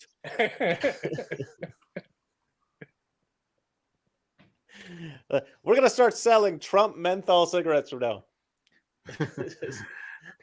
That would be genius. Trump should start selling Trump brand menthols. Be like FJB. They should be FJB. Donald Trump menthol cigarettes. Oh my God, he would probably win over the black community with just that. I don't know if there's like tons of black people still smoking menthols, but it would at least be funny. You know, I mean, who doesn't like a good joke, right? Anyway, all right. I think we're done with the news. Are we done with the news, guys? Or do you guys have more stuff to comment on that? No, if we're gonna get into the men walking away stuff, we should probably, or whatever it's called, passport bros. Passport bros. We should probably get to because it's Yeah. like it's like an hour and 15 in. So we're gonna get to the An hour and 15 in. Yeah. So, ladies and Do we gentlemen, have- we do we have a had bunch of planned super on doing an chats? entire episode on the video that I made recently called Passport Bros, or What is a Passport Bro? But I'll give you the quick rundown on that, and then we're going to do a little chit chat because I think Jason has a lot to say about this, and Kurt maybe can throw in a couple of jokes or something here. Give That's away the the only reason he's format. here, let's be honest. This Anyway, is completely the organic. concept. We were just going So to Chick-fil-A I decided to do anyway. this video. Huh? I don't know what Kurt's saying. He froze. All right. So anyway, what is a passport bro? So a passport bro, like men in America, have kind of figured out that American women are a little bit too smug, don't feel that they need a man in their lives anymore. And so if they do end up getting a girlfriend or one of these women as like a wife or something like that, a lot of men feel like, especially women that were born, say, after the 1980s, maybe after the 1990s, a lot of these women, they just don't appreciate the men in their lives anymore. They don't show any respect to the men in their lives. Men are kind of treated like second-class citizens in the media, and so women are starting to buy this BS and starting to treat men as second-class citizens in real life. And in my video, What is a Passport Bro, I made the point that like women should really respect the existence of men just generically. Like the fact that we exist at all is like a big deal because there are bad people in this world, men and women. And you need good people in this world as a bulwark against the bad people. Because if the bad people think that there's not any good people in the world that would ever stop them from doing any bad things, they're just going to do all these bad things. So the fact that good men exist is fantastic for women because we are a physical barrier between the bad men who want to physically assault these women and the women themselves, right? So we're standing there in between those two. And so if nothing else, baseline value of man is as a blockade between the bad people and the women that we love and care about, or even a stranger. Like most good men will defend a stranger who's being physically attacked. So the good men in the world are invaluable. And women in America have started to treat men basically like second-class citizens. Oh, we don't need you for anything. We can get these high-powered corporate jobs because of DEI. We don't even need to be qualified. Screw you. So American men have decided, if I want to find a great girl or a wife, it's possible, it's maybe better for me to go traveling and find women abroad because women from many other cultures actually respect men a lot more than they do in America. And so men have been experimenting with this for the past few years and have discovered, in fact, actually, yeah, women do make a lot better wives from various other countries. In fact, by the fact that I've often dated Eastern European women, and a lot of people, guys I know, have ended up with girls that are also from foreign cultures. So with that in mind, Jason says that he's got a little bone to pick with me about my videos, and he's going to, I believe he said he's going to tear me a new one. Is that what you said, Jason? No, I don't think he said that exactly. So I'm trying to convince Chris to find a good Indonesian girl. Get married with a good family Indonesian girl. Have many kids and raise them to be good conservative. I guess if he stays in Indonesia, Indonesians. So Kurt too. You have to like. I will not find be yourself a dating good any woman. Indonesian women. I don't like Indonesians as a rule, so that's not going to happen to me. I don't like it like any Indonesians. No, the Indonesians are actually really awesome people. I actually have found them to be beautiful, wonderful people, very polite, very sweet, very charming. But I have no interest in dating Indonesian women. I don't think that's ever going to happen. You're missing out on a whole opportunity there of raising a great family with a good homemaking Indonesian woman. But anyway, I don't think that's going to happen. I'm going to go ahead and say that I'm just kidding, of course. A very close friend of mine was an Indonesian woman many years ago in California. So it's just a joke, people. I don't have anything against Indonesians. Not that it needed to be said. Hopefully it didn't. So it sounds like you're pro passport, bro, because Chris is in Indonesia and you're telling him, get yourself an Indonesian wife. Oh, I'm totally pro passport. Okay. Bro, passport, bro. Yeah, I'm totally especially if you're a man that comes from the major cities, the big cities or blue cities. You're not going to find a decent woman that you can take home and raise a family with. Now, I'm sure there are plenty of women here in the United States that have those values and all that. But you know what the problem is? They're probably all married. They're probably they're probably all born before 1990. They're probably all married. They're being kept in bars until they turn 18. They find them when they're and if you do find one now, rarely if you find one now, believe me, they're going to be taken really quick. I was talking to somebody about this the other day, and I was saying that I think the reality is that the vast majority, 99.9% of women who are like these very, very beautiful girls that every guy will want, they're also sort of like very humble and good potential wives, maybe like good, pure girls who haven't slept with a ton of guys or anything like that. These kinds of women, the kinds of women that men find the most desirable as potentially spending the rest of their lives with. I think these girls end up with like a high school boyfriend who figures out pretty quick, like, if I break up with this chick, I am throwing away a friggin' diamond mine of a woman, and some other guy's going to swoop her up. Like, I got to put a ring on that immediately. So these girls get married at like 18, 19, and then that's it. Like, you don't have a chance with them again until, the divorce 10 years later or whatever it might be. If there is one. But it's that's the kind of like dangerous situation. But if you travel abroad, you find that there's lots of eligible women that are extremely desirable and have all the traits that we want. And I made a list actually for my video, but I forget what I have it somewhere. But I have a list of traits that I think American women have kind of lost in our society. But yeah. If you want a good housewife, I actually think it's best to travel overseas. And Jason landed an overseas woman here in America. Yeah, I ended up at one time taking a trip to the Dominican Republic, and here's a funny thing. So when you enter the airport here in the United States, you'll see the female workers. Usually they're like overweight. Ugly, lesbians, very, very, I would say 10% of them look good, and usually they're in like these clothes are like baggy and all that stuff.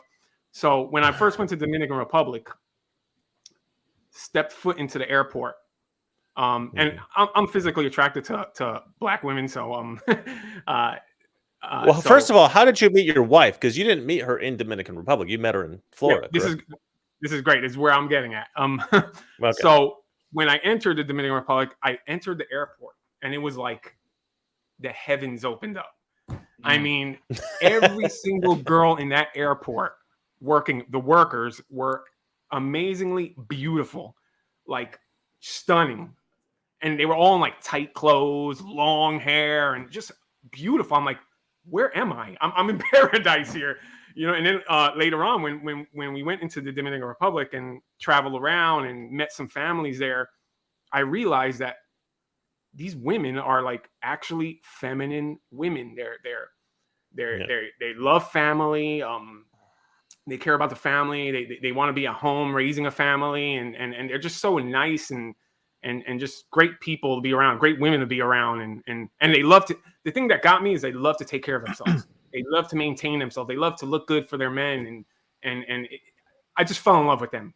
And you know, I said when I left the DR that time, I said, you know what, I'm gonna make another trip, and I'm gonna find a wife. I'm gonna find a wife, and I'm gonna bring her back. Wow, really? You didn't tell me how many years ago was this? Yeah, huh? Say that again. How many years ago was this? Oh, this was long time. Long So time. you're many You're years. just way ahead of the curve.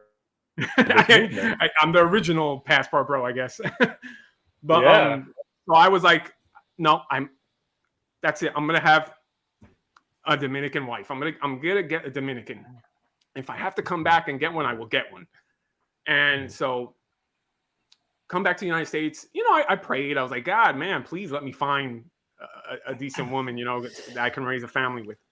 So I come here, and one day, this was in my younger days. I was partying, you know. I think I just broke up with somebody, and I was like, I'm gonna have my fun, and you know, and just partying. And so one day, my brother called me. He's like, "Oh, Jason, you got to come."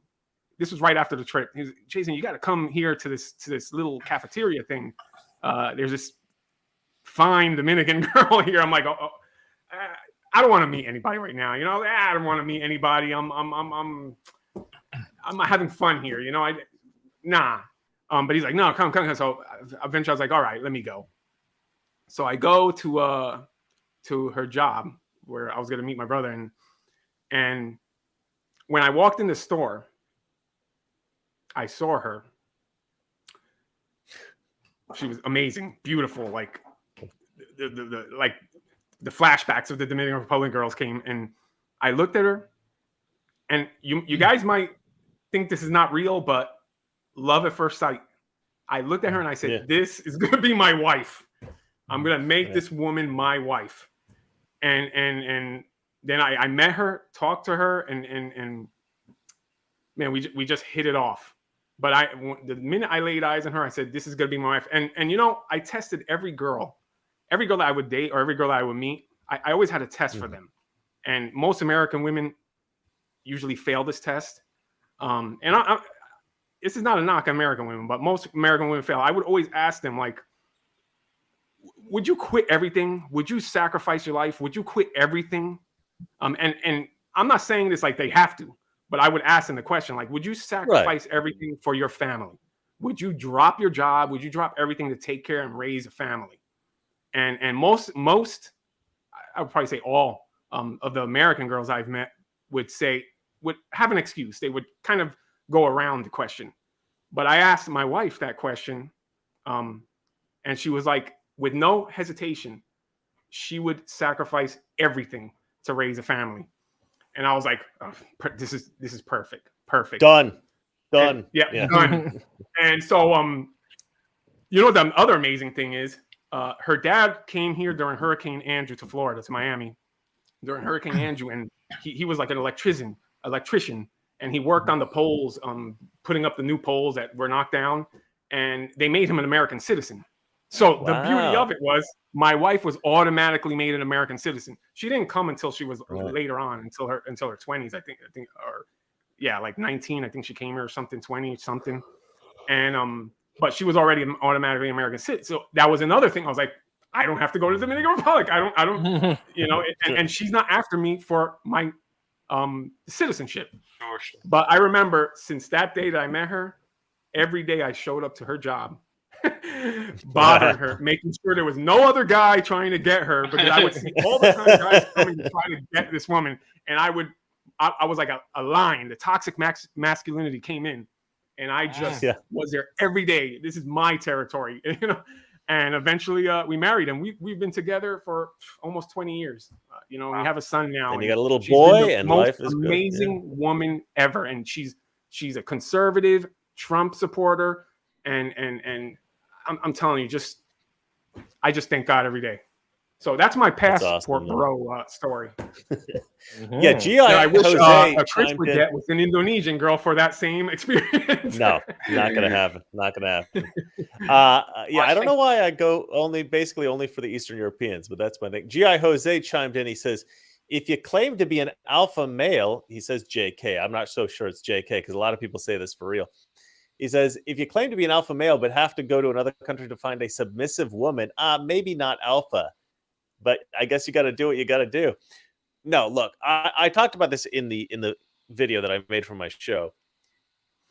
Look, if you want a certain kind of woman, right? Yeah, you could find that kind of woman in America.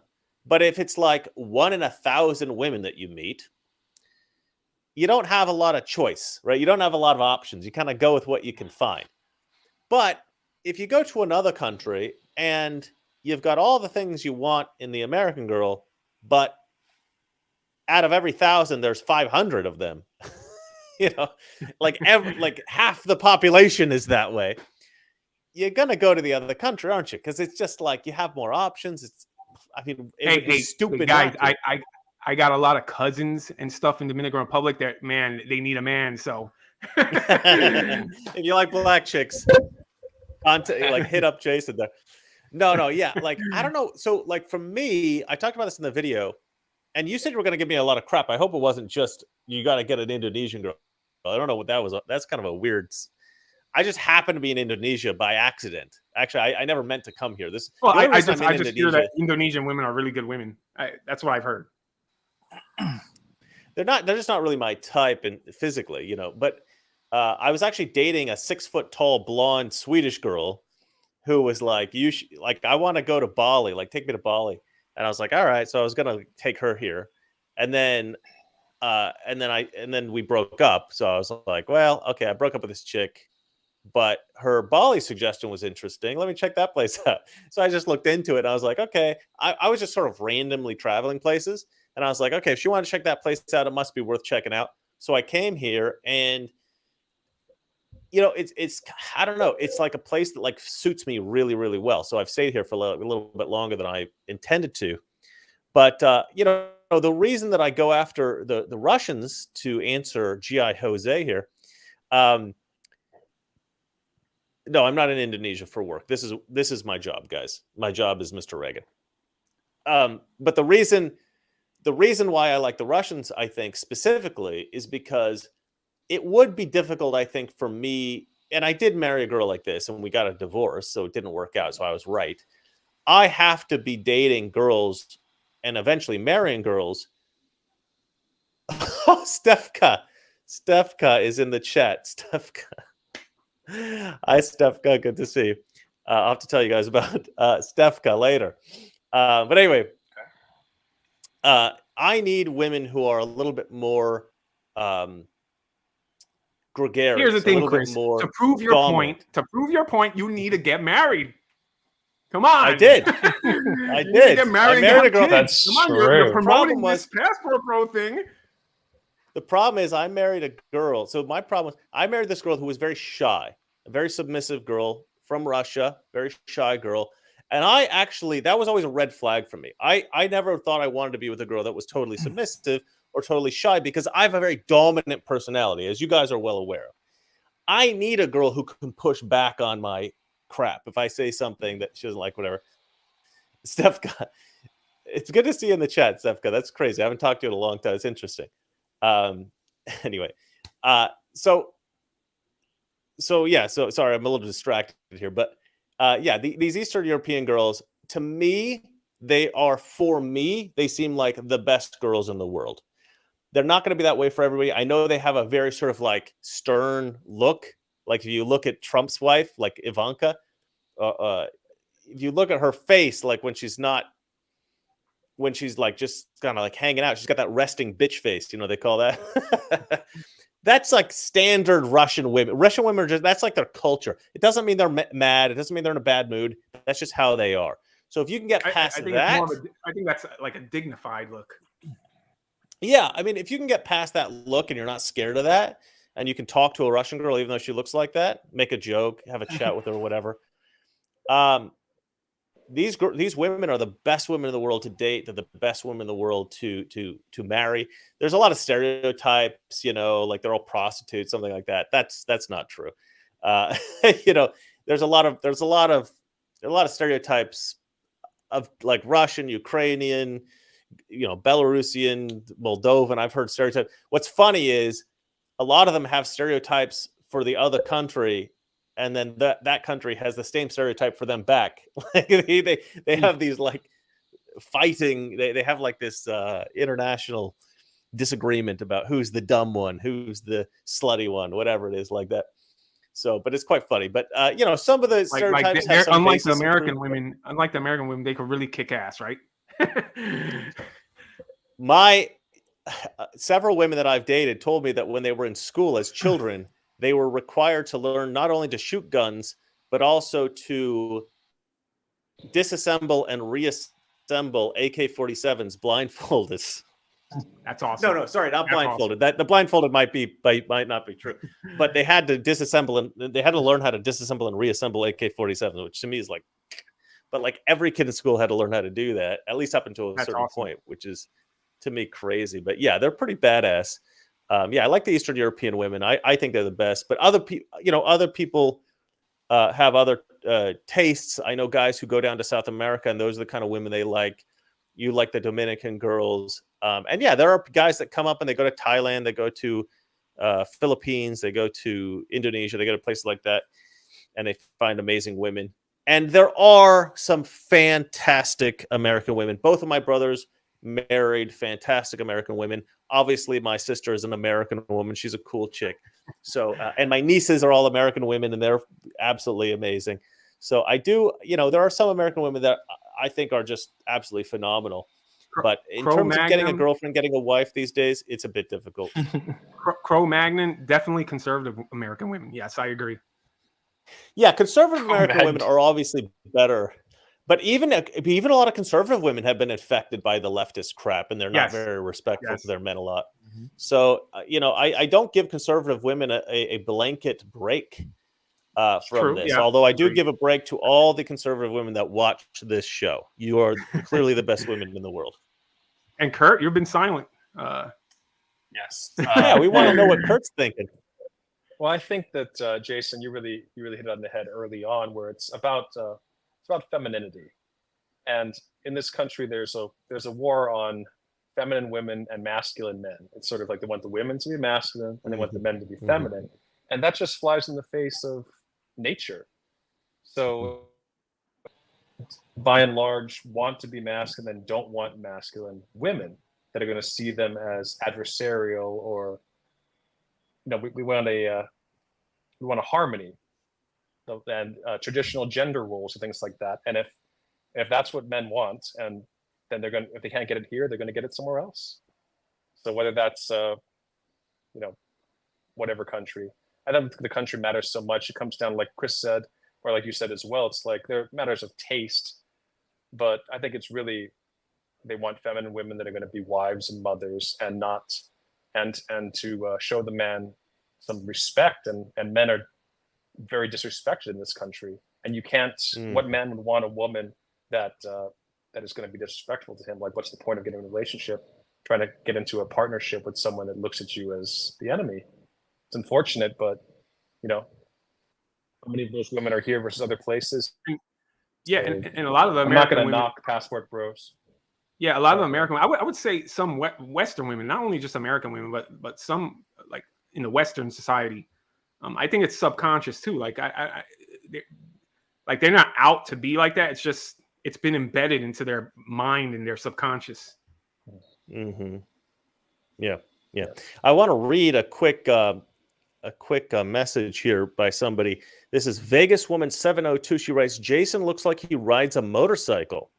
Well, I will have you know, Vegas Woman 702, that Mr. Jason Labrada here does not ride a motorcycle, but you know who does? Yeah, this guy. Thank you very much. I'm just not wearing the right shirt for it. Okay. Mm-hmm. So I'm offended.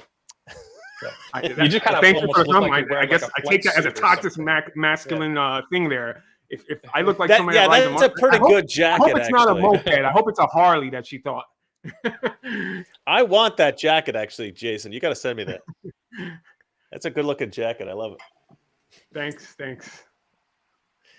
Yeah.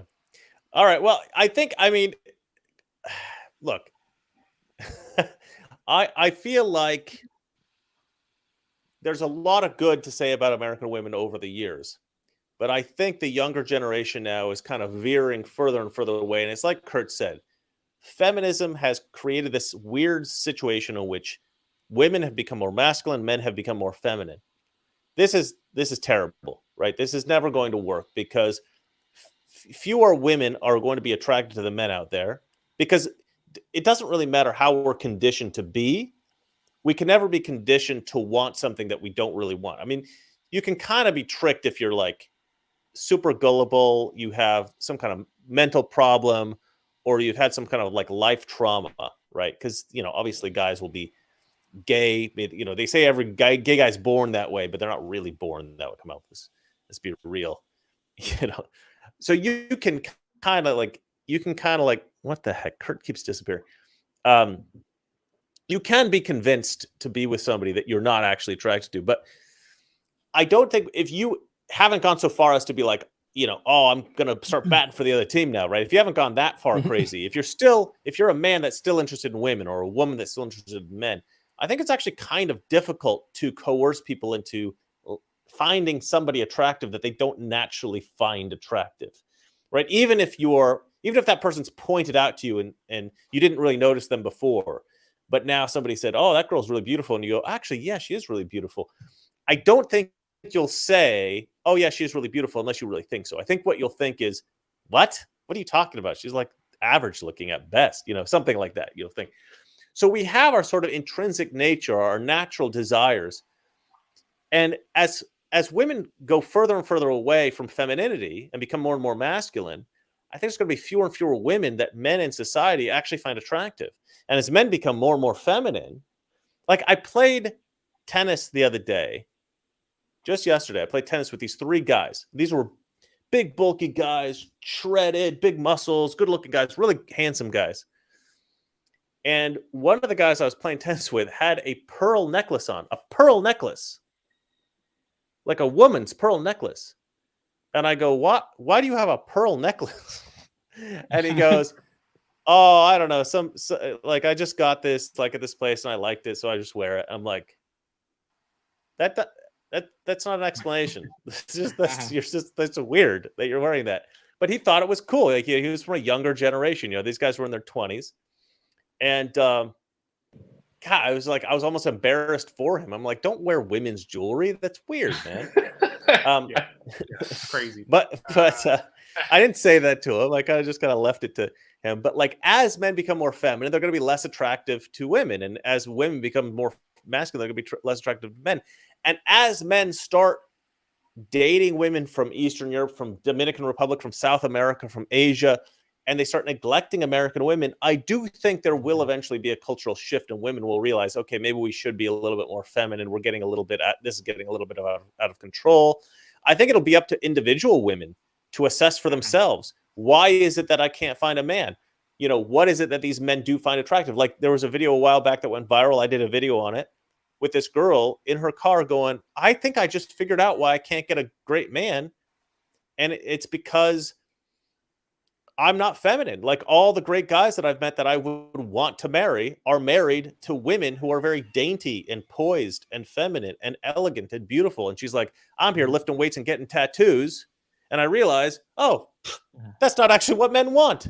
She's like, I've been tricked my whole life into believing that this is what men want. They want a woman with like muscles. She's like, the guys don't care about that. They want a girl that looks good in a dress and with their nails done. And it's like, sad. Yeah, believe it or not, that's what we like. It's very sad. Yeah, it's sad because the Western society, U.S. and like English society and all that, they actually brought all that feminine culture here. Like during the Victorian era and in the past, like it was a very feminine society we had here, and the West part it's weird that all of a sudden it's just completely different now. Now it's not the Western society. It's these other societies that are bringing that now, and I just find it crazy. I just find it crazy how it was a shift. Just so you guys know, I'm renewing my motorcycle rental for another month here. Just so you know, motorcycle. Chris, there's no point in doing that. All you got to do is buy the right shirt. What are you thinking? But that's true. Chris, that doesn't count. Mopeds don't count because that's all they ride there in Indonesia. No, this is a real motorcycle. It's a weird motorcycle, though. I don't actually know what this brand is. TVS. I guess it's something in Asia. Anyway, that's what I'm renting. They say that the younger generation now, I think Gen Z specifically, maybe even the one below them, because Gen Z are like the ones coming up behind us. I think we're all like millennials or whatever we're called. But apparently Gen Z has the greatest divide so far in terms of women being like to the left and the men being to the right. And even though these young men have been raised in probably the most feminine forward sort of like society that we've ever had in this country, they're going to the right. They're going classical. And I think that sort of like with gender roles and everything, I think that sort of highlights the difference between men and women, which is a major thing too in this country. Just like, it's nonsense, like it's a social construct, like make the boys play with Barbies, make the girls play with trucks, sort of like force all the square pegs into the round holes. And it's like, that's not what we're seeing time and again. That's what they're telling us is being disproven. And for these young men to be, in this gynocentric society that we have now, and are saying like, no, we're not into it. That women are just more naturally agreeable. Women are the natural sort of like politicians. They'll talk it out. They want to fit into the social group. And guys just feel like, I'm not feeling it. I'm walking away. And so what's going to happen is like, that generation of women coming up underneath us, 20 years younger than us or thereabouts, they're not going to have any guys. All these guys are going to be passed. Yeah, and you know what? There are a lot of women out there. They might just leave entirely. Sorry, there are a lot of women out there who have. Hey, wouldn't like I know she's American, but wouldn't Trump be the ultimate passport, dude? Bro, he went old school like you. He imported. Yeah, he imported. Yeah, they did it different back in this day. Listen. Trump knows where we're coming from. There are many women out there who I think that they either like the idea of having a submissive man, or they've been convinced that this is the way they should be. They should be the dominant one in the relationship. And I feel like this is not satisfying to a woman. I feel like women get these guys who they dominate, who they're the dominant one in the relationship, and then they don't respect the guy. Right? And then they have their other boyfriend. That's the dominant guy. Exactly. Yeah. And and it's a sad kind of situation for the guy. It's a sad situation for the girl. Nobody's happy. It's a messed up situation. Mm-hmm. And like you said, Kurt, these women will figure out a way to deal with this situation that we're in right now, where the men are like women and the women are like men. But the men aren't really like that. We're not really like that. We're not so much like, okay, we will just figure out a way to like deal with this. We go, okay, let's take some action to fix this. Let's go somewhere. Okay, now you got Vegas woman posting an image of a moped. It's not a moped. Okay. Yes, I know most people out here, they drive mopeds. I specifically got a motorcycle. Okay. Specifically because the mopeds, I agree, are kind of like the pussy version of a motorcycle. You wanted a real motorcycle. You were the ugly American, and you could just like kick a moped just right out of your way. Like And actually, it's got these like bars on the front, so if I ever hit somebody, I'm fine, and they're toast. I even got an Indiana Jones style like messenger bag specifically because the mopeds actually are much more useful because you can open the seat up and they've got like all this storage area, but the motorcycles it's nothing. So you gotta carry some kind of bag or backpack or something like that. Chris, how are you gonna find a feminine good girl with a moped? I don't have a moped. I have a motorcycle. You're not gonna find the right type of girl with a moped. Come on. So, well, earlier we were talking Oh about my God. this Now guy. this rumor's the going to guy get that out. was, Chris drives a moped with a like the basket guy in the that was front. exposed on the date. Vegas woman says. This Aurel Hismo guy we watched. He was on the date and he was spilling the beans about the Federal Reserve. Like this guy, for example. Yeah. He's a feminine guy. This is the kind of guy that like wears the T-shirt that says "This is what a feminist looks like" and goes on the marches and all that crap. He's a college professor, for Christ's sake. This so, like, is the example kind of the guy we're talking about. Perfect example. Yeah, like so these kind of guys, these weak guys that like are like, oh yeah, I'm a professor, so I'm gonna like date my TAs or whatever they do. They want women. Weak men want women too, so they'll say I'm a feminist, I'm this or that, but women don't want these guys. They sort of like putting on this act, and I guess some of them will convert and will believe it or whatever. But for weak guys, it works for them.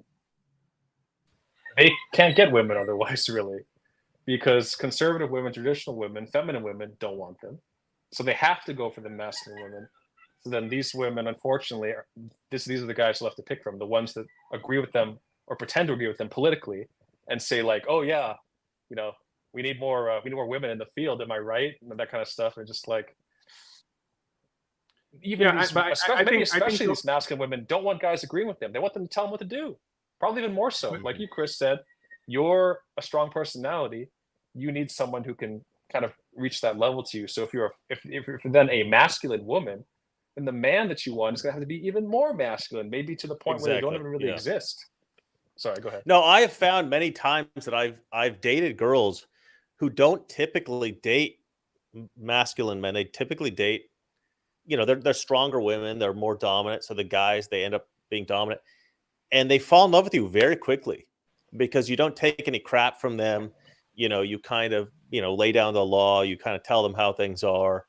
And you're not afraid of them. And you don't just kind of like give in to everything they say because you don't feel worthy of their attention because they're the goddess, and they fall in love with you instantly, and you figure out like, oh man, this is the kind of guy that this girl has needed for, whatever it is, her whole life, and she hasn't gotten that. She's gotten these pushover guys, right? Kurt and I had an interesting conversation the other day about how, we talked about mansplaining in the previous episode, where manspreading, sorry, where you sit with your legs open, and then girls find this offensive because you're taking up too much space on the subway. And we're talking about how, like, well, because guys' center of gravity is so high that if you actually sat with your knees together like a dainty girl, and another guy came along and just like pushed your shoulder even gently, our center of gravity is so high because we carry a lot of our weight in our chest and our shoulders, we would just fall over, where a girl has a much lower center of gravity because they carry their weight in their legs and their hips. And if you pushed her over, she'd probably bounce back like one of those punching dolls, those punching things that you get when you're a little kid. But men were kind of top heavy, so we kind of have to sit planted with our feet planted in the ground. And we thought it's interesting because there's this concept, there's this phrase that is used as a metaphor called a man who is easily manipulated or influenced, called a pushover, right? And we're like, actually, being a pushover, we've now discovered an actual literal sense of the term pushover, which is a guy that sits with his knees together. And what girl in the world is going to be attracted to a man who sits with his knees together? Absolutely zero. There's not a single girl in the world. But we just thought that was kind of funny that, that rhetorical trick that we use that as a term of a guy who can easily be manipulated. But there's actual real life application of this because of the man-spreading phenomenon that women have been complaining about this. The point about that I tried to make in the video was that if a woman sees a guy manspreading, that's a guy that's ready for action. That's the kind of guy that she should be with. She shouldn't be with the guy with his knees together. Okay. There's a reason you don't find those guys attractive. You hear roosters because Kurt lives in Hawaii and there's wild roosters everywhere. I don't even hear them anymore. I've actually, now that you mention it, I've got that window open, but I've got this one shut. Yeah. Roosters are a nuisance in Hawaii. They need to go out and slaughter all of them. I don't really. People are like, oh, it's part of the atmosphere. It's a relatively recent development. I'm not in a particularly rural area, but what are you going to do? If it's bothering anybody, I apologize. But it's also hot and humid, so I got the fan going, and I have to leave that window and that window. I will be extra sweaty and shiny, and nobody wants that. All right, Jason. Well, you have you said you were going to give me crap. You didn't really give me all that much crap, except for saying I should be with an Indonesian woman, which is terrible advice. But since you're the only one of us, and like a real man, you need to get married. You need to have kids. Well, but hold on. That's I don't want to hear the. I don't want to hear the talking. I want to see example. Be an example, Chris. Be an example. What I'm saying, Jason, stop talking. I'm trying to ask you something very specific. I'm trying to ask you something specific. You're the only one of the three of us that is happily married with a boy and living a good life, living a good man's life, I would say. What advice would you have for the single gentlemen out there who want to get an amazing wife, who maybe want to become a passport bro or something, or find a great wife, find a good woman who will be loyal and humble and a good housewife? What advice do you have to the men of the world? I would say stand in your principles. Just have faith in God. I know some people don't believe in God, but that's what kept me with hope that I'd find the right person. But I would say just stick with your principles. Don't settle. And get your passport ready. Mm-hmm. Get your passport ready. I would think your advice would be you should have got married 20 years ago. Like I did. It's interesting. I was perfectly happy dating women in America, actually, because I was almost exclusively dating Eastern European girls in America. And it was actually pretty good. Like, I actually met quite a lot of nice girls. And I was talking to Kurt about a girlfriend I had after I broke up with my ex-wife named Lilia. She was from Belarus. Amazing girl, lovely girl. But I had this idea where I wanted to travel. And so I started to travel. And now I'm meeting all kinds of cool, interesting people. And so I've sort of become a passport bro by accident. I wasn't thinking, I'm going to go out into the world. I'm going to find a wife in these other countries, whatever. But when you are traveling and you're single, you will inevitably start to date. And so I don't know, because I haven't intentionally gone traveling to find a wife, quote unquote. I don't know if I would consider myself a passport bro in the most, in the strictest sense of the term, of the word, the term, whatever. But I think at the end of the day, I think we all want to find that perfect person, the person that suits us the best in the world. And, if you're out there dating wherever you might be, whether it be back home where you grew up, or whether it be thousands of miles away in Asia or Europe or, South America or wherever you might go, Dominican Republic, that's what you're going to do. And so I suppose if you're traveling and you're willing to find a wife. Yeah, I would say if you're young, don't lose hope.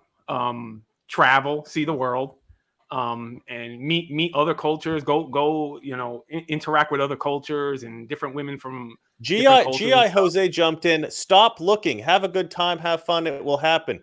G.I. Jose, what part of I didn't go looking for? G.I. Jose, what part of I didn't go looking for a wife part did you not understand of that statement? Is he saying that? I literally just said. Or is he saying that? Or is he saying that to the audience at large? Okay, all right, yeah, fair enough. That's what I was getting at too. I was like, just don't lose hope, and I'm sure you're gonna find somebody. And for the older guys, definitely go overseas and buy yourself a mail order bride. I actually agree with G.I. Jose. I'm giving him crap. The shipping, you buy it directly from the factory. Look, I'm kind of being rough with G.I. Jose, but he does make a great point. I do agree with him. Life is life. Like, whatever happens, and you kind of have to, you just kind of have to accept that your life is what it is, whether it's a great life or a crappy life. Obviously we have to make it the best life we can, but we also kind of have to accept what comes. And I don't know what's going to happen in my life. And I'm always excited. I'm a very positive person. I tend to be very enthusiastic I'm very happy with this haircut that I got recently, for instance. I'm very happy with the motorcycle that I have. The motorcycle, not moped. Want to make that.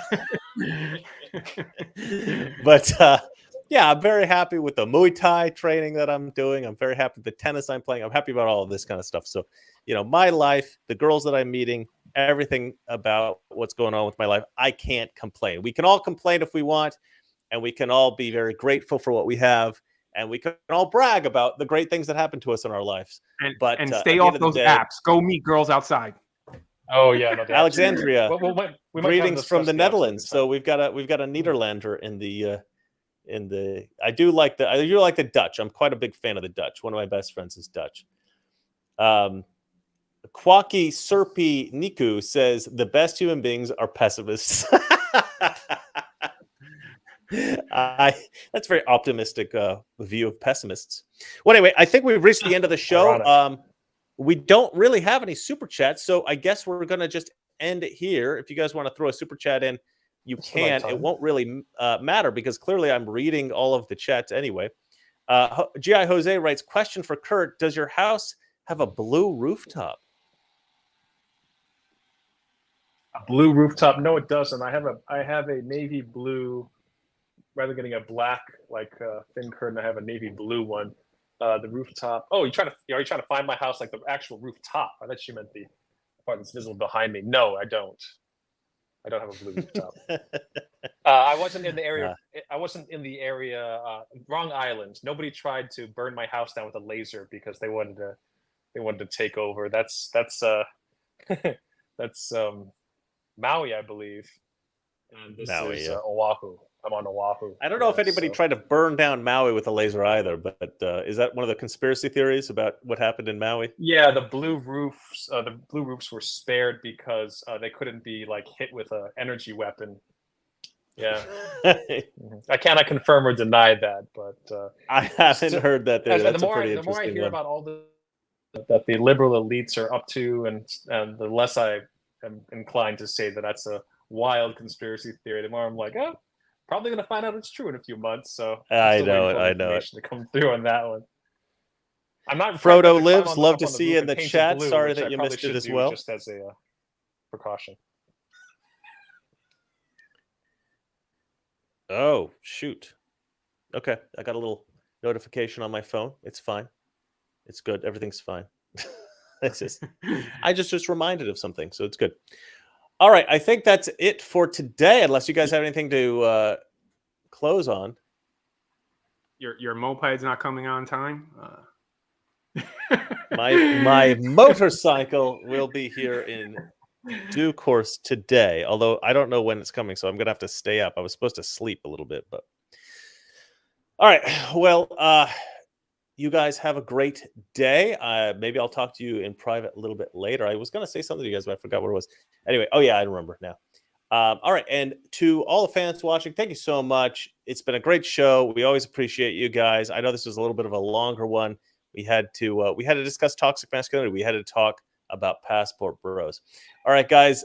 Thanks again for sitting through our ridiculousness, and I assure you that next week's episode will be just as stupid as this one. All right. And remember, it's not that our liberal friends are ignorant. It's just they know so much that is not so. All right. Good night, everybody. Good night.